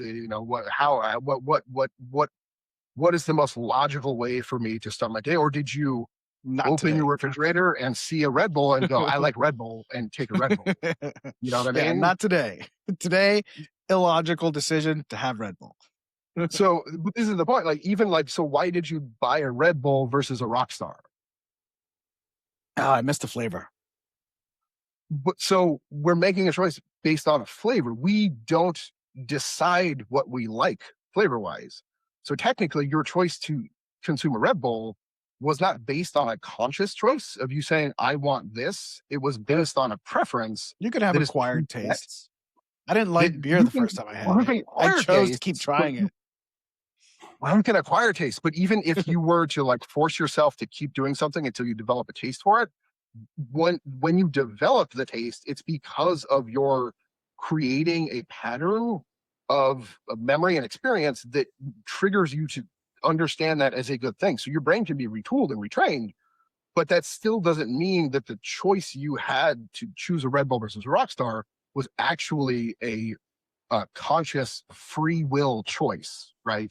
You're making, and let me put it this way, the majority of what you choose to do throughout your days, and if you think about this, I would wager it's probably very true, you are doing it on autopilot. The vast majority of all of the things that you guys do, the things you choose to eat, the places you choose to go, the times you choose to comb your hair, to touch your eyebrow, to do whatever it is throughout your entire day, even like making a big decision, like, am I going to go to my new job? Am I going to move to a different state? All of those things are reliant on memory, experience, preset taste, and people around you who have an effect on your desire to do one thing or the other, right? So at what point do we ever actually exercise free will and are fully in control of the decisions that we are making, free of any of those contextual limitations where it's a preference, it's somebody telling you to do something, it's because you feel like doing it, right? It just Why doesn't does exist. free will have to exclude those things, though? Well, that's an amazing question, and it's a very interesting one, right? So this goes into like, what is free will? Is free will a thing, right? And so, like, But keeping it in the consciousness, because I'm still waiting for that. I know. I think to not beat a dead horse, I think that consciousness is not yet defined. I think that we can define its effects, kind of like gravity. And like I was saying, all of those things that I was talking about are parts of consciousness. We know that we have experiences. We know the way that our brains work to a pretty high degree, but we still don't understand simple concepts like when is it free will? What is free will? What is consciousness? What are these definitions? In part because scientifically it is very hard to define those things, and it's easier to define geometry and it's easier to define mathematics than it is to define passion and thought. What and does your gut understanding. tell you about what consciousness is? Would you say plants have a level of consciousness if they can close on a fly, or they can, well, there's some plants that Constrict once they other start plants. getting So eaten by if an animal, yeah, they release the so scent that will make correct. the So other plants nearby down the line release a chemical that makes them not taste good to the animals, so that they stop getting eaten. So I'll give you two answers. One answer is, and I'll break them down this way. One answer I will give you guys is my completely unscientific, but like my guess at what it all is and what consciousness. Those are the is. fun ones. Yeah, I'll give that. The other answer is the You more could have cynical led with that, one. Michael. We didn't have to have this 20-minute Well, but I long. have to put these things in context for y'all. I don't want people to mistake. I don't want people to mistake my. We lost our broad entire statement. audience because of you. All you have to do is say, "Look, this is my opinion. This is not based on anything." But before I answer that, the point about the plants, I'll touch on that. I am not far off from your original statement that the consciousness isn't everything, but with some changes to that. And the examples you give, I don't think are necessarily proof of consciousness within plants. Like those are evolutionarily developed mechanisms that organism has developed in order to survive better than the other ones. There are, but it gets very, very convoluted because you're very true. Like, so a Venus flytrap has little tiny hairs in it. And the reason it does this, the only reason it does that is because it triggers one, and then within 5 seconds, it hits another one. And when it does that, it triggers a response to close. And then it absorbs the nutrients into the plant. From what we would describe as conscious choice, that's not anything. That's more like your knee moving when you hit that nerve, right? It's more of a lower response mechanism that is electrical and less conscious and more biological in nature. That being said, it like we were just talking about with the Red Bulls, like, right? At what point are we actually using our consciousness compared to our preset like electrical preferences and things like that? So it's not impossible to say that plants could have consciousness that we just can't fully understand because we don't fully understand consciousness. So I would leave that as a caveat and say like we could have, if more evidence were to be gathered and shown, that is something I think that could happen. Consciousness to me, it's what I think everything's happening, what I think everything's about. I think, and there's it all goes back to the Buddhist saying, right? Which is that if what is the if a tree We didn't ask for falls the in Buddhist saying. We asked for your personal opinion. no, I know. I'm building. Hold on. Hold on. Here we I'll go get you there. again. If a tree falls in the woods, does it make a sound? And I'll ask you guys that question. Yes. I mean, technically, you to get Jordan Peterson here, you have to define sound. I would love if I could ask Jordan Peterson one question. It would be if a tree falls in the woods. Well, you have to. I'll just do it for him. You have to define sound. Like, does it push the compress and rarefact the air molecules in its environment? Yes, it does. But is the definition of sound require something to hear it with ears? Then microphone. If there's nobody around, then no. So yes and no. You're making a very interesting point here. So how do we know that if the thing falls, it compresses the air molecules and makes a sound? We know that because of experience. We know that because of scientific study that has been recorded and retried again and again, and it is a fact, right? Even though no one is there to witness it, we can still say scientifically that yes, it makes a sound, right? Like but to Frank's logic, you couldn't say that, right? Because no one's there to hear it. So we don't know what's happening because no one's there to see it, right? But scientifically, we could say, yes, that thing makes a sound. The kind of innate wisdom in what Frank is saying, though I don't think he understands it as much, and kind of what you were saying, Adam, which is that like, what if the definition is something has to be there to hear it in order for it to exist, right? Hume talks a lot about that as well.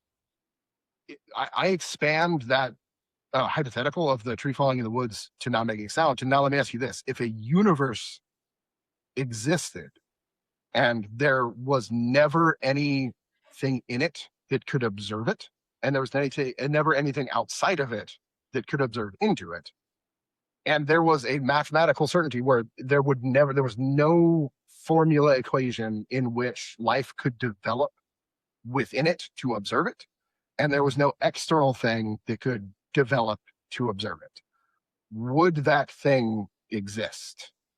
Could that thing exist? Right? Science will tell us no. And it's the same kind of explanation for why like a God isn't proved to be exist. That universe could never be proved to be exist, because our understanding of what reality is requires some level of proof, which in that definition is consciousness. It's the ability to observe one way or the other. So what consciousness is to me is observance. It's the ability to observe. And I believe that consciousness, from the very moment of the Big Bang, from the very inception of the universe, consciousness is as much a part of the universe as gravity, as atoms, as electrons, as anything, because it has to be. You can't develop what we know to exist without consciousness being a part of that equation. And so if you extrapolate that, and this is where it gets even more kind of into the non-scientific, a thing that I like to hang my hat on scientifically is that there is no such thing as destruction of matter, right? It changes shape, it changes form, but you can't actually destroy matter, with some very kind of like high-end science of like antimatter and things like that, maybe notwithstanding. But for the most part, like matter just changes state. Consciousness, I think, is very much like that. I think we are a part of that. How that consciousness got into us, how that consciousness has attached itself to organic life and has evolved alongside all of the other organic life in the universe is yet to be said. But I believe we are a part of that consciousness in a very, very, very tiny way. And that when we die, our consciousness, much like the atoms in our body, gets recycled back into the universe and gets reused again and again and again and again. And that's the most like metaphysical religious statement I can make about it. I still try to ground it in some level of science where like that could make, you can't like disprove it. It has some hints of scienciness to it, even though like it's completely unprovable and almost as bad as saying a god did it, right? But like that to me at least makes a logical amount of sense for my brain. We're pretty damn close on that. I think something very similar, and it's almost like in a way where, depending on the life form, it almost gets more condensed. Like, and because of the genetic makeup and of the molecules that make up our brain, allows for a more condensed. Like the consciousness is everywhere, but this is like a condensed consciousness in a way. And then once we die, it's almost like dispersed back into whatever, and then the ether. The ether. Yeah, for sure. Back into heaven, back into the recycling of souls, as the Buddhists believe, right? Like the reincarnation. There's a lot of religious themes and mythologies and ideas that are similar to this. And I'll just point out too, like religion has a place in our world in that religion was the first attempt at science. It was the first thing human beings did to try to give definitions to things. We were wholly unequipped scientifically to think about these things, but our brains were clever enough to start using our imagination to like, well, what if this, what if that? And we started building the foundations of what later becomes science on the back of religious religious and philosophical thought, right? And I think that is very true. I think that the problem I have with it is that we now understand so much that we can say definitively we know a lot of these things through scientific observation. The realm in which religion should be held by society, in my view, is much smaller than it currently is. It is a problem that people still base their understanding off of these archaic ideas and throw away ones that are built off of solid scientific principles. Like that is a problem with humanity at a core. And if I could like wave a magic wand and do something about that, I think I would. And religion, if it would consign itself or resign itself to only existing within the definition of kind of what we just talked about, which is this very obscure, has nothing to do with the way people interact, right? Like with whether or not you're gay, with whether or not eating pork is going to send you to hell, with whether or not having a woman who's on her period inside your house will be some sort of a sin. Like those things need to stop. Like we need to stop doing those things, and religion should only focus its efforts on what has yet to be explained and continue to offer philosophical thought and more metaphysical thought on those boundaries, but fuck off and leave the rest of it to rational morality and scientific thought. That's my basic problem with religion that I have, and scientific hokum spiritual hokum and kind of make believe as an actual solution to real world problems. You know what I mean? I think our opinions on, what consciousness is, I think all three of us kind of align similarly, because I think mine sort of aligns a little Come bit. a little closer to the mic, Frank. You gonna hear me a little bit better? Now you go better, yeah. Yeah. So I think our ideologies on consciousness kind of align with what you said, Mike. I think that I believe in a higher energy source, a higher power, a higher consciousness, if you will. And I think, like what you said, matter doesn't ever, disappear. It's only changed and transformed in some way. And I believe that in consciousness is very similar, behaves very similarly, where that is, or it just all goes black, right? So like either one of those two is equally as plausible, in my opinion, right? Sure. So and again, I always base this off of like, who the fuck knows, right? So that's why I always have a very hard time with anybody, and I mean anybody, scientists that have studied geology and claim A, B, and C. I discredit anybody that says that they know for a fact that any one thing is true unless I can see it right in front of me. So that goes for religion. Sure. That's That goes for claims made about the Earth's history, science, everything. I discredit anybody that claims they have found the answer to anything, and I trust people that are constantly looking for the answer. So it's very difficult for me to believe anybody on anything 100%. You know, we're just going through this roller coaster ride, and it closes at the end of the day. Yeah. And nobody really knows what's on the other end. You know, you can claim you know what is on the other end, but at the end of the day, who the fuck knows? You'll find out when you get there. So yeah, and I don't like. Sorry, pulling out I know Michael's pretty vehemently against religion. I don't have a problem with people believing whatever. You know, it's not my place to say. I understand where you're coming from, Michael. Is when it affects other people, and to the extent that the religion has affected things worldwide and still continues to.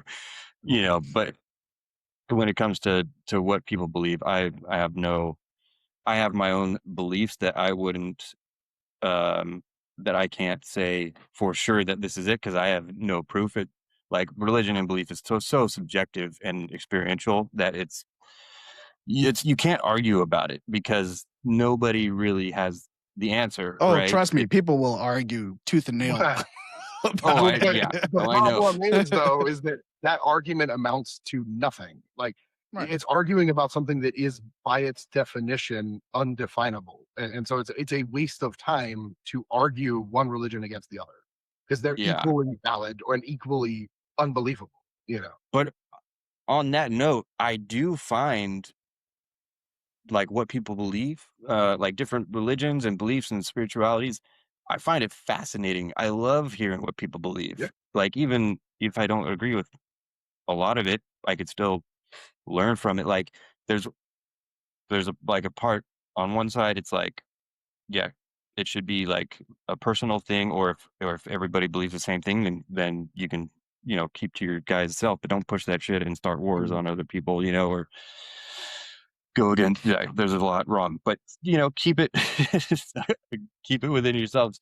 Yeah. But the variety in beliefs and religions and myths, and man, it's so fascinating. I think it's beautiful when it's not ugly, Yeah, well, and that's what I'm saying is I think so. Religion, there is space to speak about the unknown in a way that is open, and we are able to use our imagination to wonder what might be. I think that's beautiful, and I think that is what humans are great at. And I think it's one of the things that makes us amazing and beautiful in general. The problem is that forever religion hasn't been the exercise of what if. The religion has been the exercise of because I fucking said so. And that's the problem. Is that, that has to stop. Just let's sit around and think up some stuff and like this is maybe that's cool, that's interesting. And then later on we get evidence that shows like, hey, that actually is true, then we can believe that, right? But it like because we didn't have an ability to say, let's look at this and let's look at this, define its properties and say which one is better, right? The logic of religion just doesn't exist because it is by its very nature antithetical to logic. And so like my problem with religion as a source of truth is that it's not. Like by its definition, it's just not. It's a source of wonder. It's a source of imagination. It's a source of control in some ways. Yeah, for sure. Well, like I'm going to be nice and saying like what the nice sides of religion are. For the nice sides of it, it's a source of wonder. It's a source of inspiration. It's a source of comfort. It's a source of inspiration for science and for other people. They're like people don't I think some people don't understand this. Well, it's A a lot of the guidance too. mathematicians, a lot of the mathematicians and early scientists were actual like members of they were bishops of the Catholic Church that were intelligent and that were trying to use science to actually prove existence of God. And so some of the scientific advancement we have was developed and fueled by the passion to try to prove the existence of God. And we wouldn't have had some of the things that we do have without the influence of religion. Religion is an inspiration. But what religion is not is an answer. It is not an answer to a scientific problem.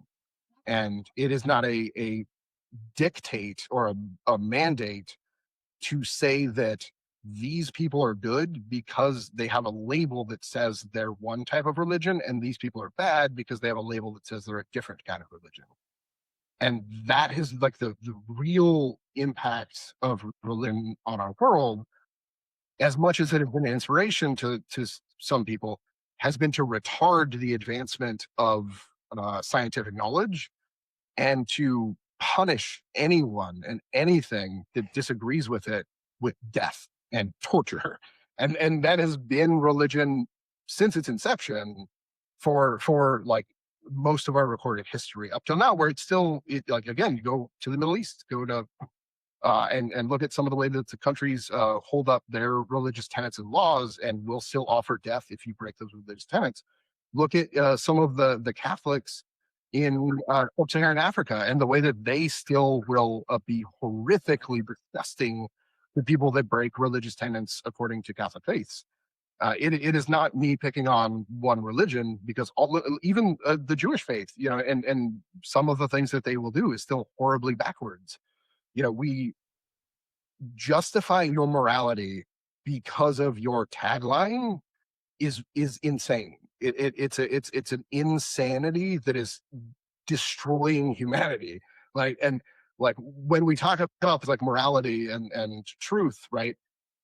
We cannot base that in an archaic book that was written in the Dark Ages before they had any understanding of anything.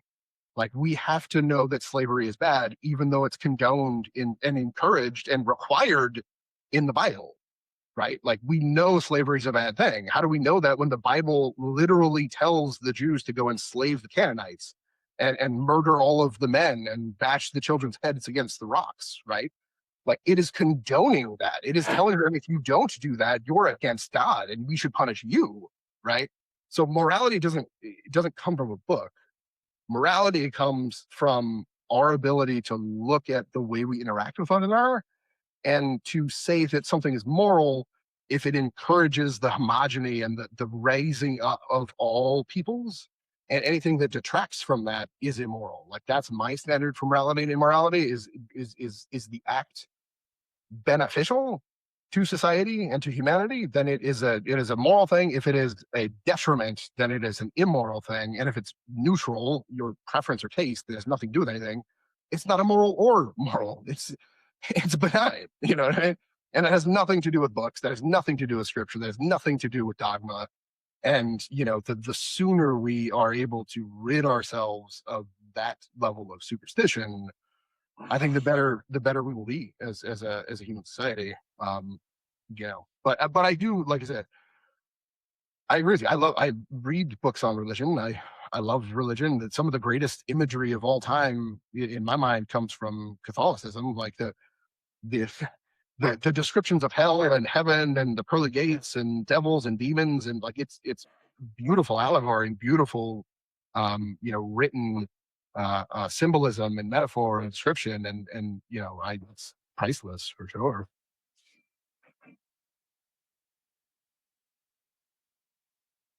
But yeah, I was gonna say there's a funny thing, Frank, that because like you were saying that, like, I don't believe anything unless I see it in front of my own two eyes.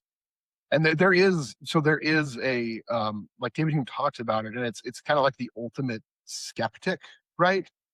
And they are kind of what's the word, where that you're kind of always contrarian to everything, and what is it? It's like you don't believe in anything, and you believe that like nothing exists. That like you're like literally nothing exists outside of what you can interact with, right?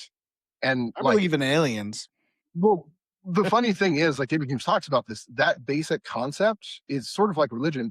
It is, you can't disprove it, right?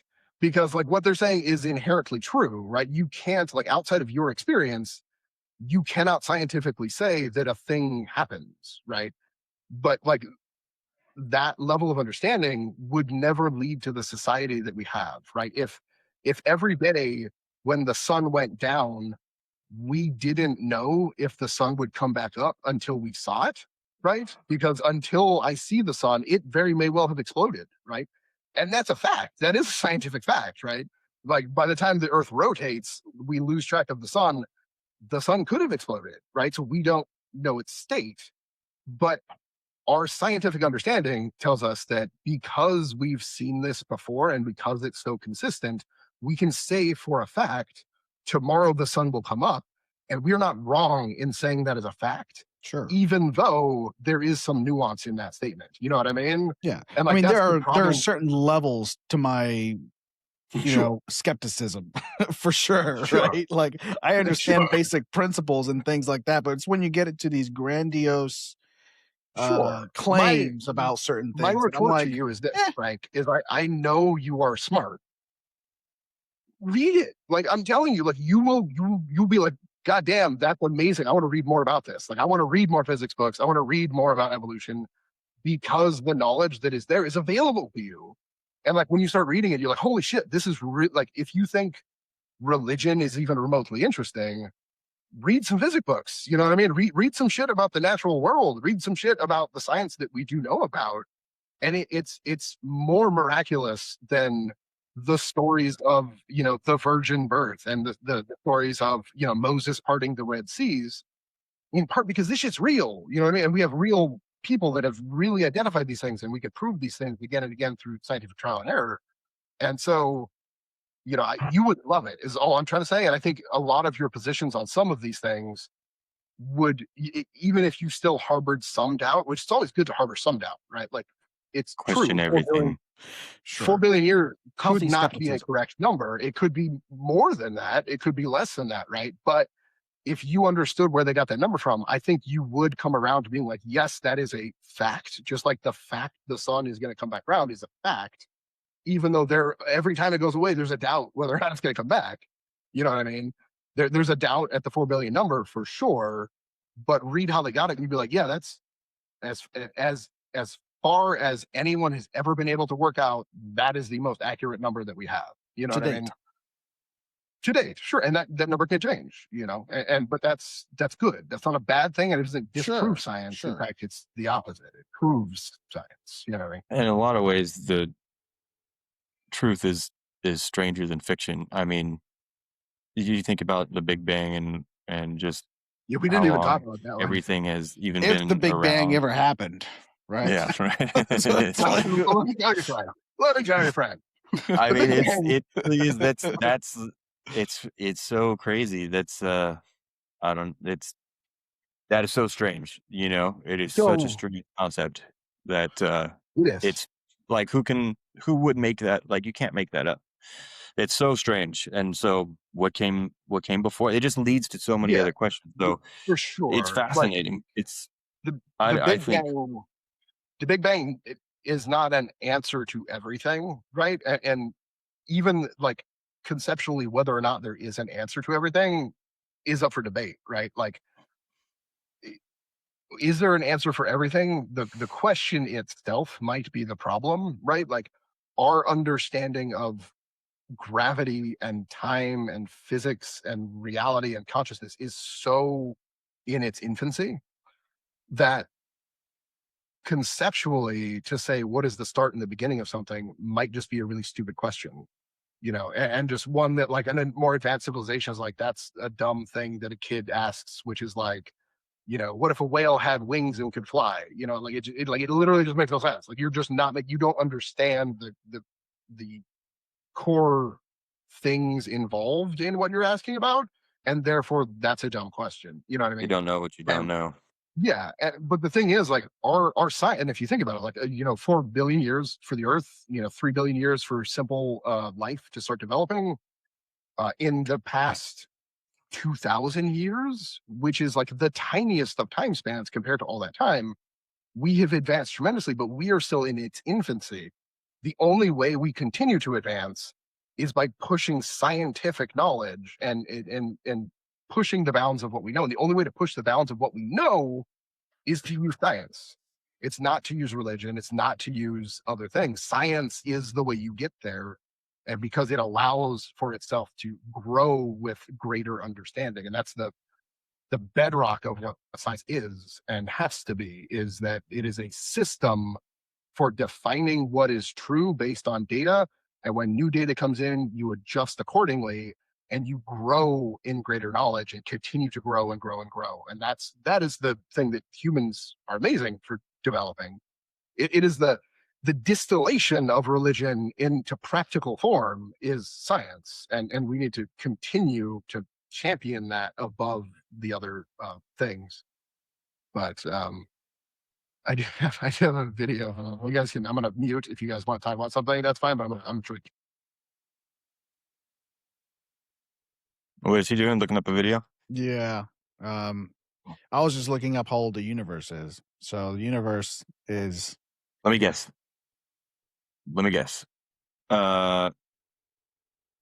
17 billion years old. Wrong. And I'm only saying wrong because I'm comparing it to this number. It's probably I'm probably way off, huh? It's like hundreds of billions of years, right? It's 13 billion. Not off. Ah, damn. I wasn't that far off. I was only a few billion off. Only a few billion. Yeah, I'm sure that's what all scientists is going to say when they actually find out. Or just a few billion. So 17 billion. 13 billion. I'm saying 13 billion. And if the Earth has been 4.5 around. billion. So the Earth has been around for like 25% of the time the universe has been around. That's a long time. Yeah. I was actually expecting the universe to be a lot older than that. Well, but so again, our understanding of numbers gets real wonky here. 25% of where's 14 billion is a it's a large number. Yeah. And then we have only been around for 300,000 years. Yeah, 75% of 75% of 14 billion is a number that's unimaginably long, right? But here, let me show you guys this real quick. And it was a dope little short video here, and I think you guys will really dig it. I'm trying to include audio. Here we go.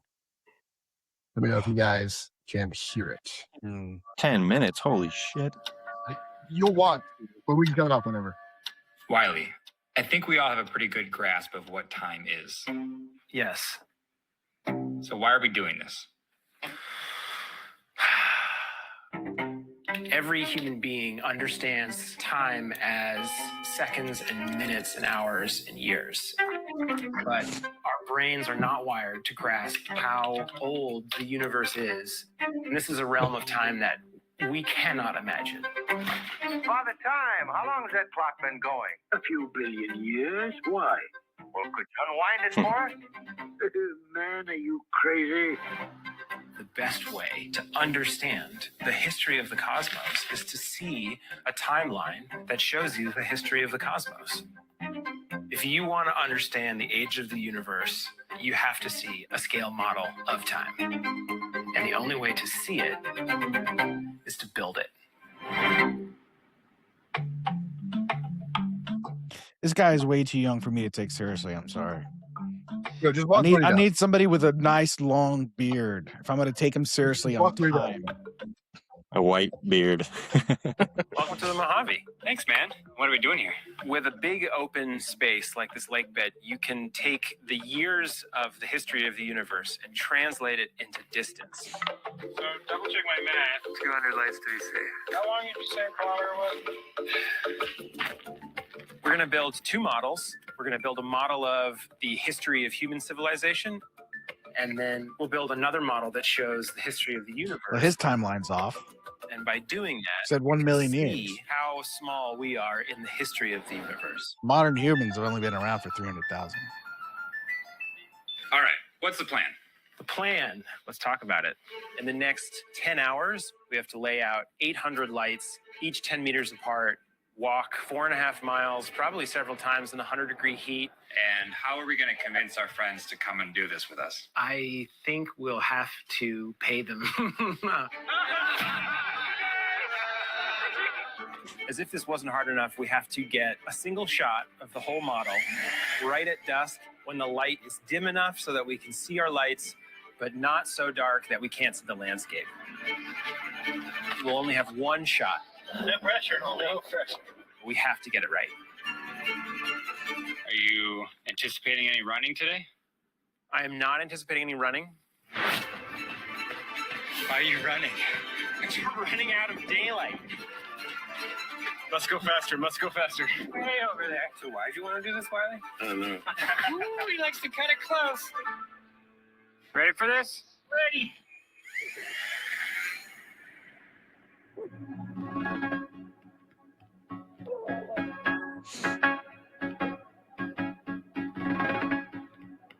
One million years ago, our ancestors controlled fire. Around its warmth and safety, they become social. They cooperate to survive. They begin to cook and gain more energy from food. Over thousands of generations, their brains grow. They become we. We make tools, rituals. As Earth warms, we migrate.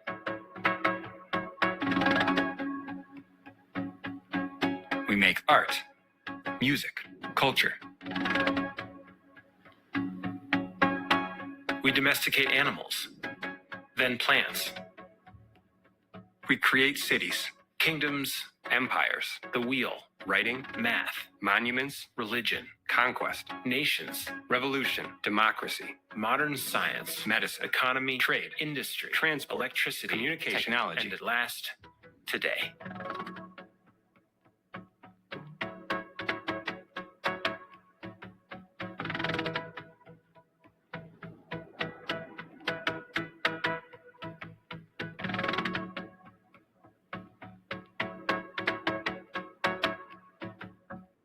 They were fucking off for like a million years. To see the whole story, we change our scale. The Big Bang. Time begins as the universe expands into existence. This expansion cools energy into matter. Why does time have to start at the Big Bang? Clouds of simple atoms condense to form stars. In their cores, atoms fuse into new elements. And when fusion ends, the enriched matter returns to the cosmos. Raw material for future worlds. Over the eons, 100 billion stars gather into each galaxy. And the universe is home to 200 billion galaxies. They're saying it's in the trillions.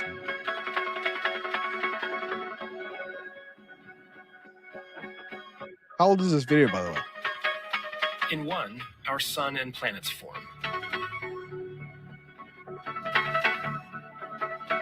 As Earth cools, rain fills oceans.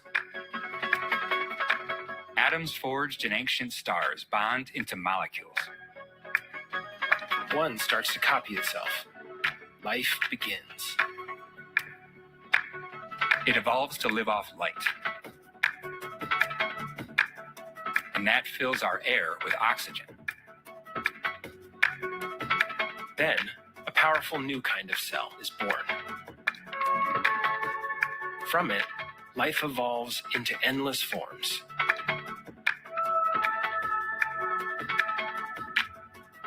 It moves onto land, grows large, but disaster strikes. Small mammals emerge into a world left to them. They evolve to be larger, smarter, to stand up and become us.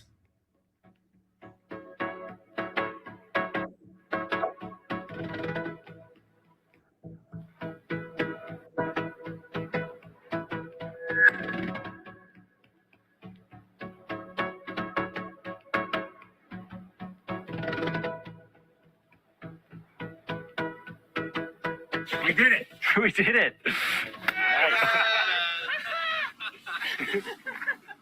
Oh, man. What are you standing in front of? So what you're looking at here is a scale model of the history of the universe. And on that scale, all of human history is this big.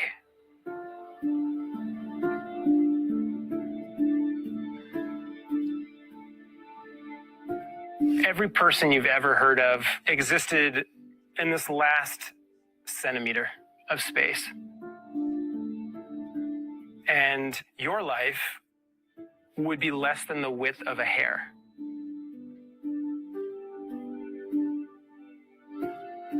That is your life against the history of the universe.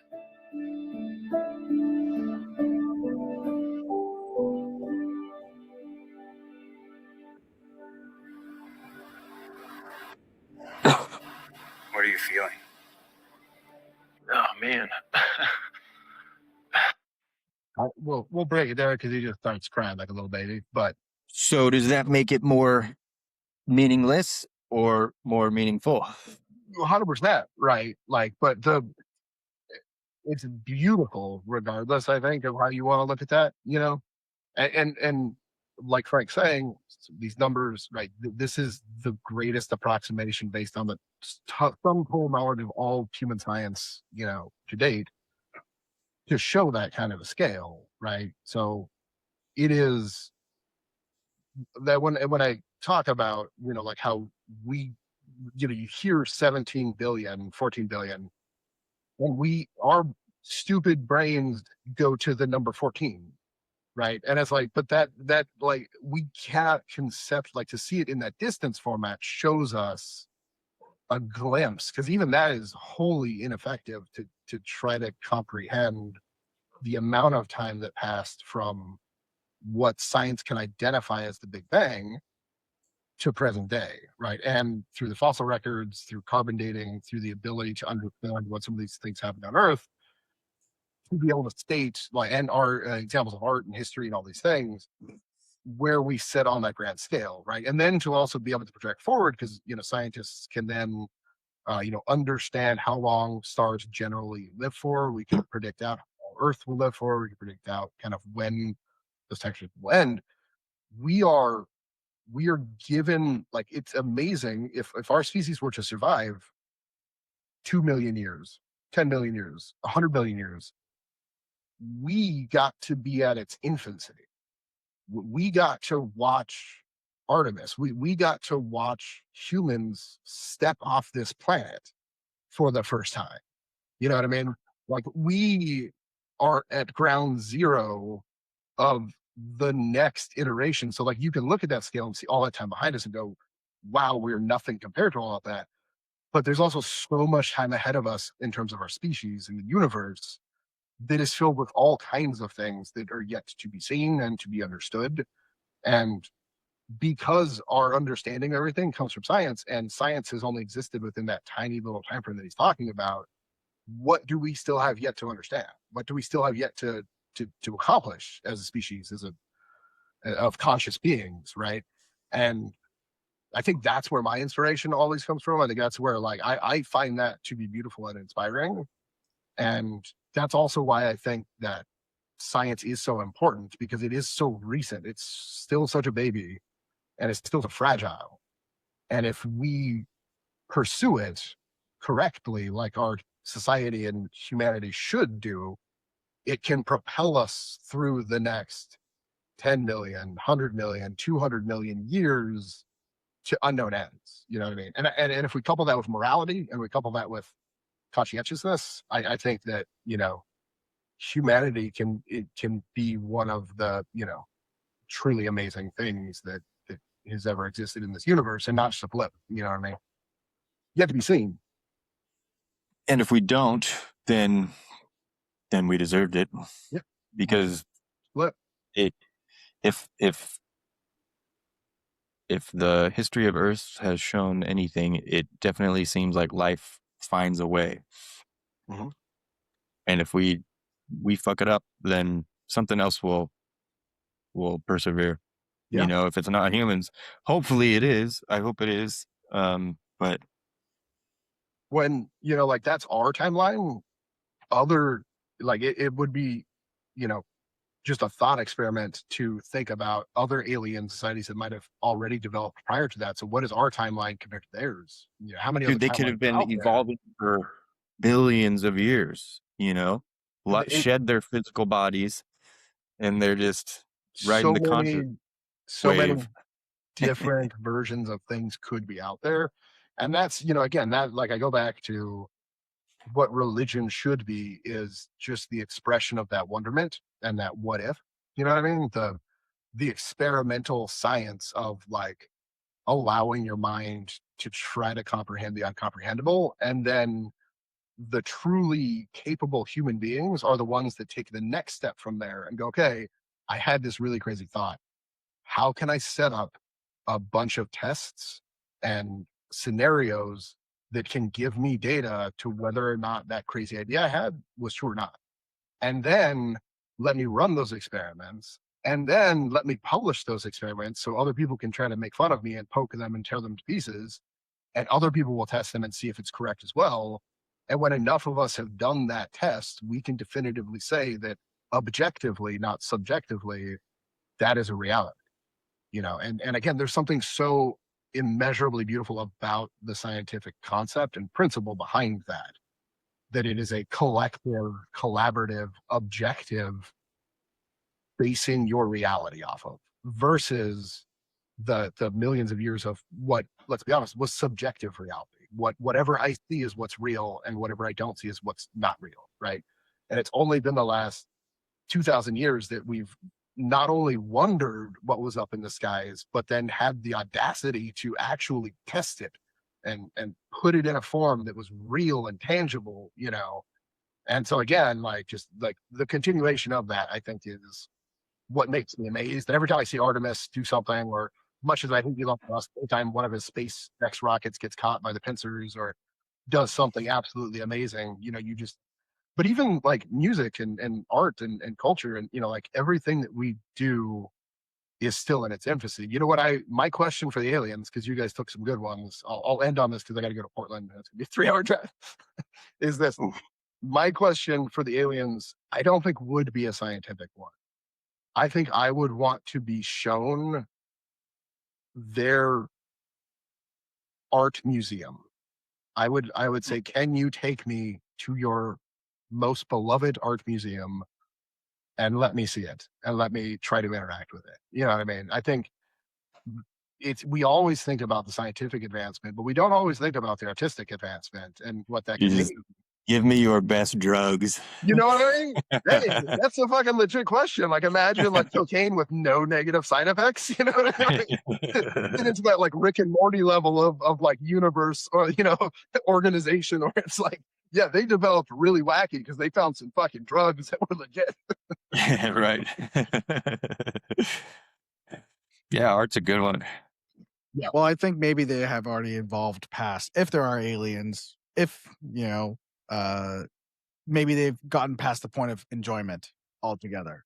I feel like in some ways, maybe they've already lost a piece of humanity that have released the need for enjoyment, laughter, you know, those kind of things. Maybe. Emotions in general. Emotions in general, right?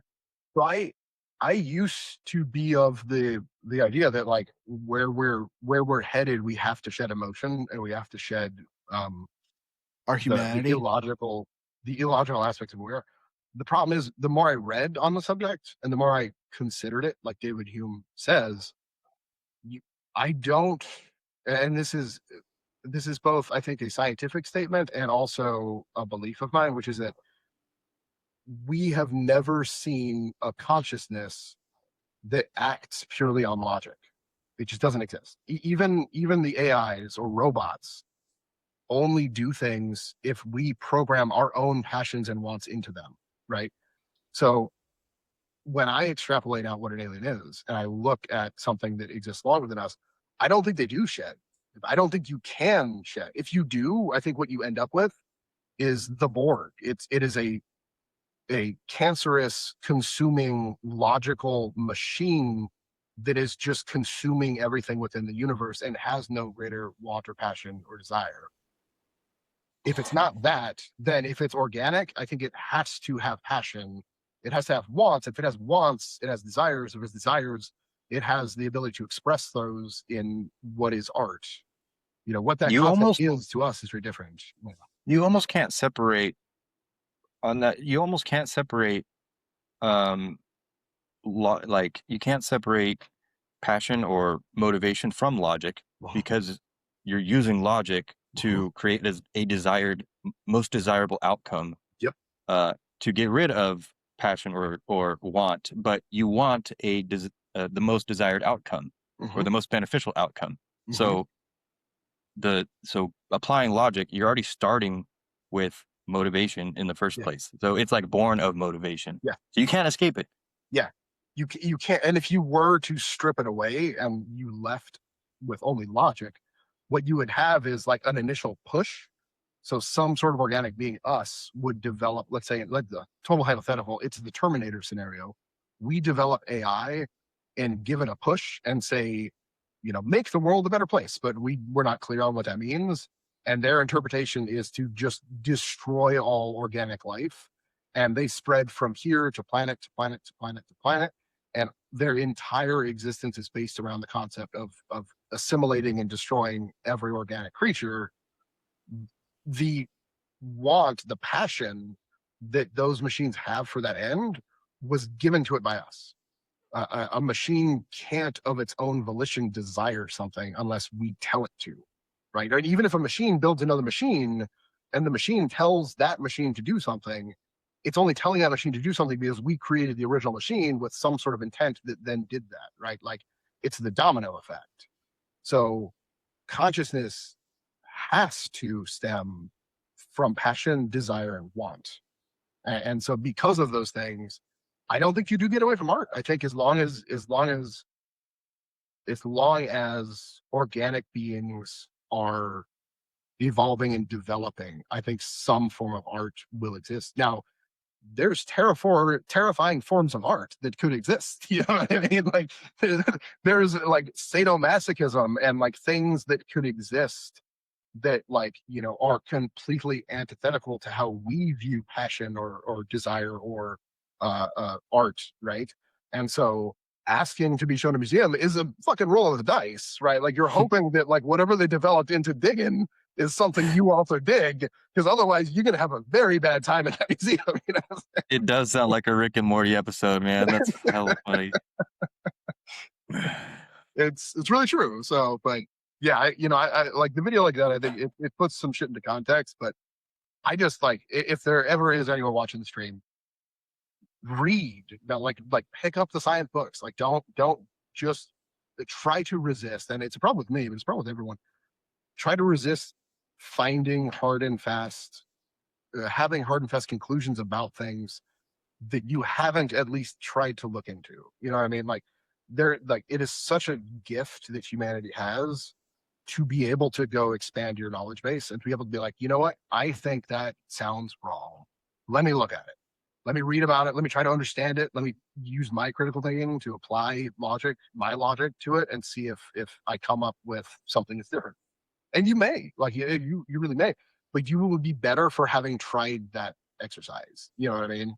And I think more people need to do that and find some passion inside of that and really stick with those things, because it's what we're good at. We're amazing at as humans, I think. And if you don't like reading, if reading is not your thing, dude, YouTube is just, there's so much stuff on YouTube. That, a lot of shit, but a lot of good stuff too.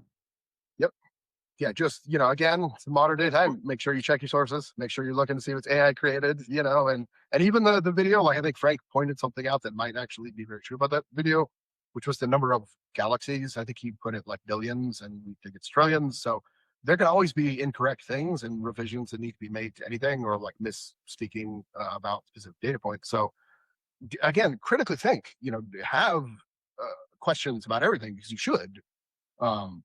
But read or consume information in a way that's fun for you, but that advances your knowledge about the subjects. Because again, there's just the whole universe out there, and we've yet to discover, you know, one tiny little particle of our little tiny corner of the universe over here, right? Let alone, we don't even understand our own freaking bodies and our brains and consciousness yet, right? Like we're still trying to figure that shit out. You know what I mean?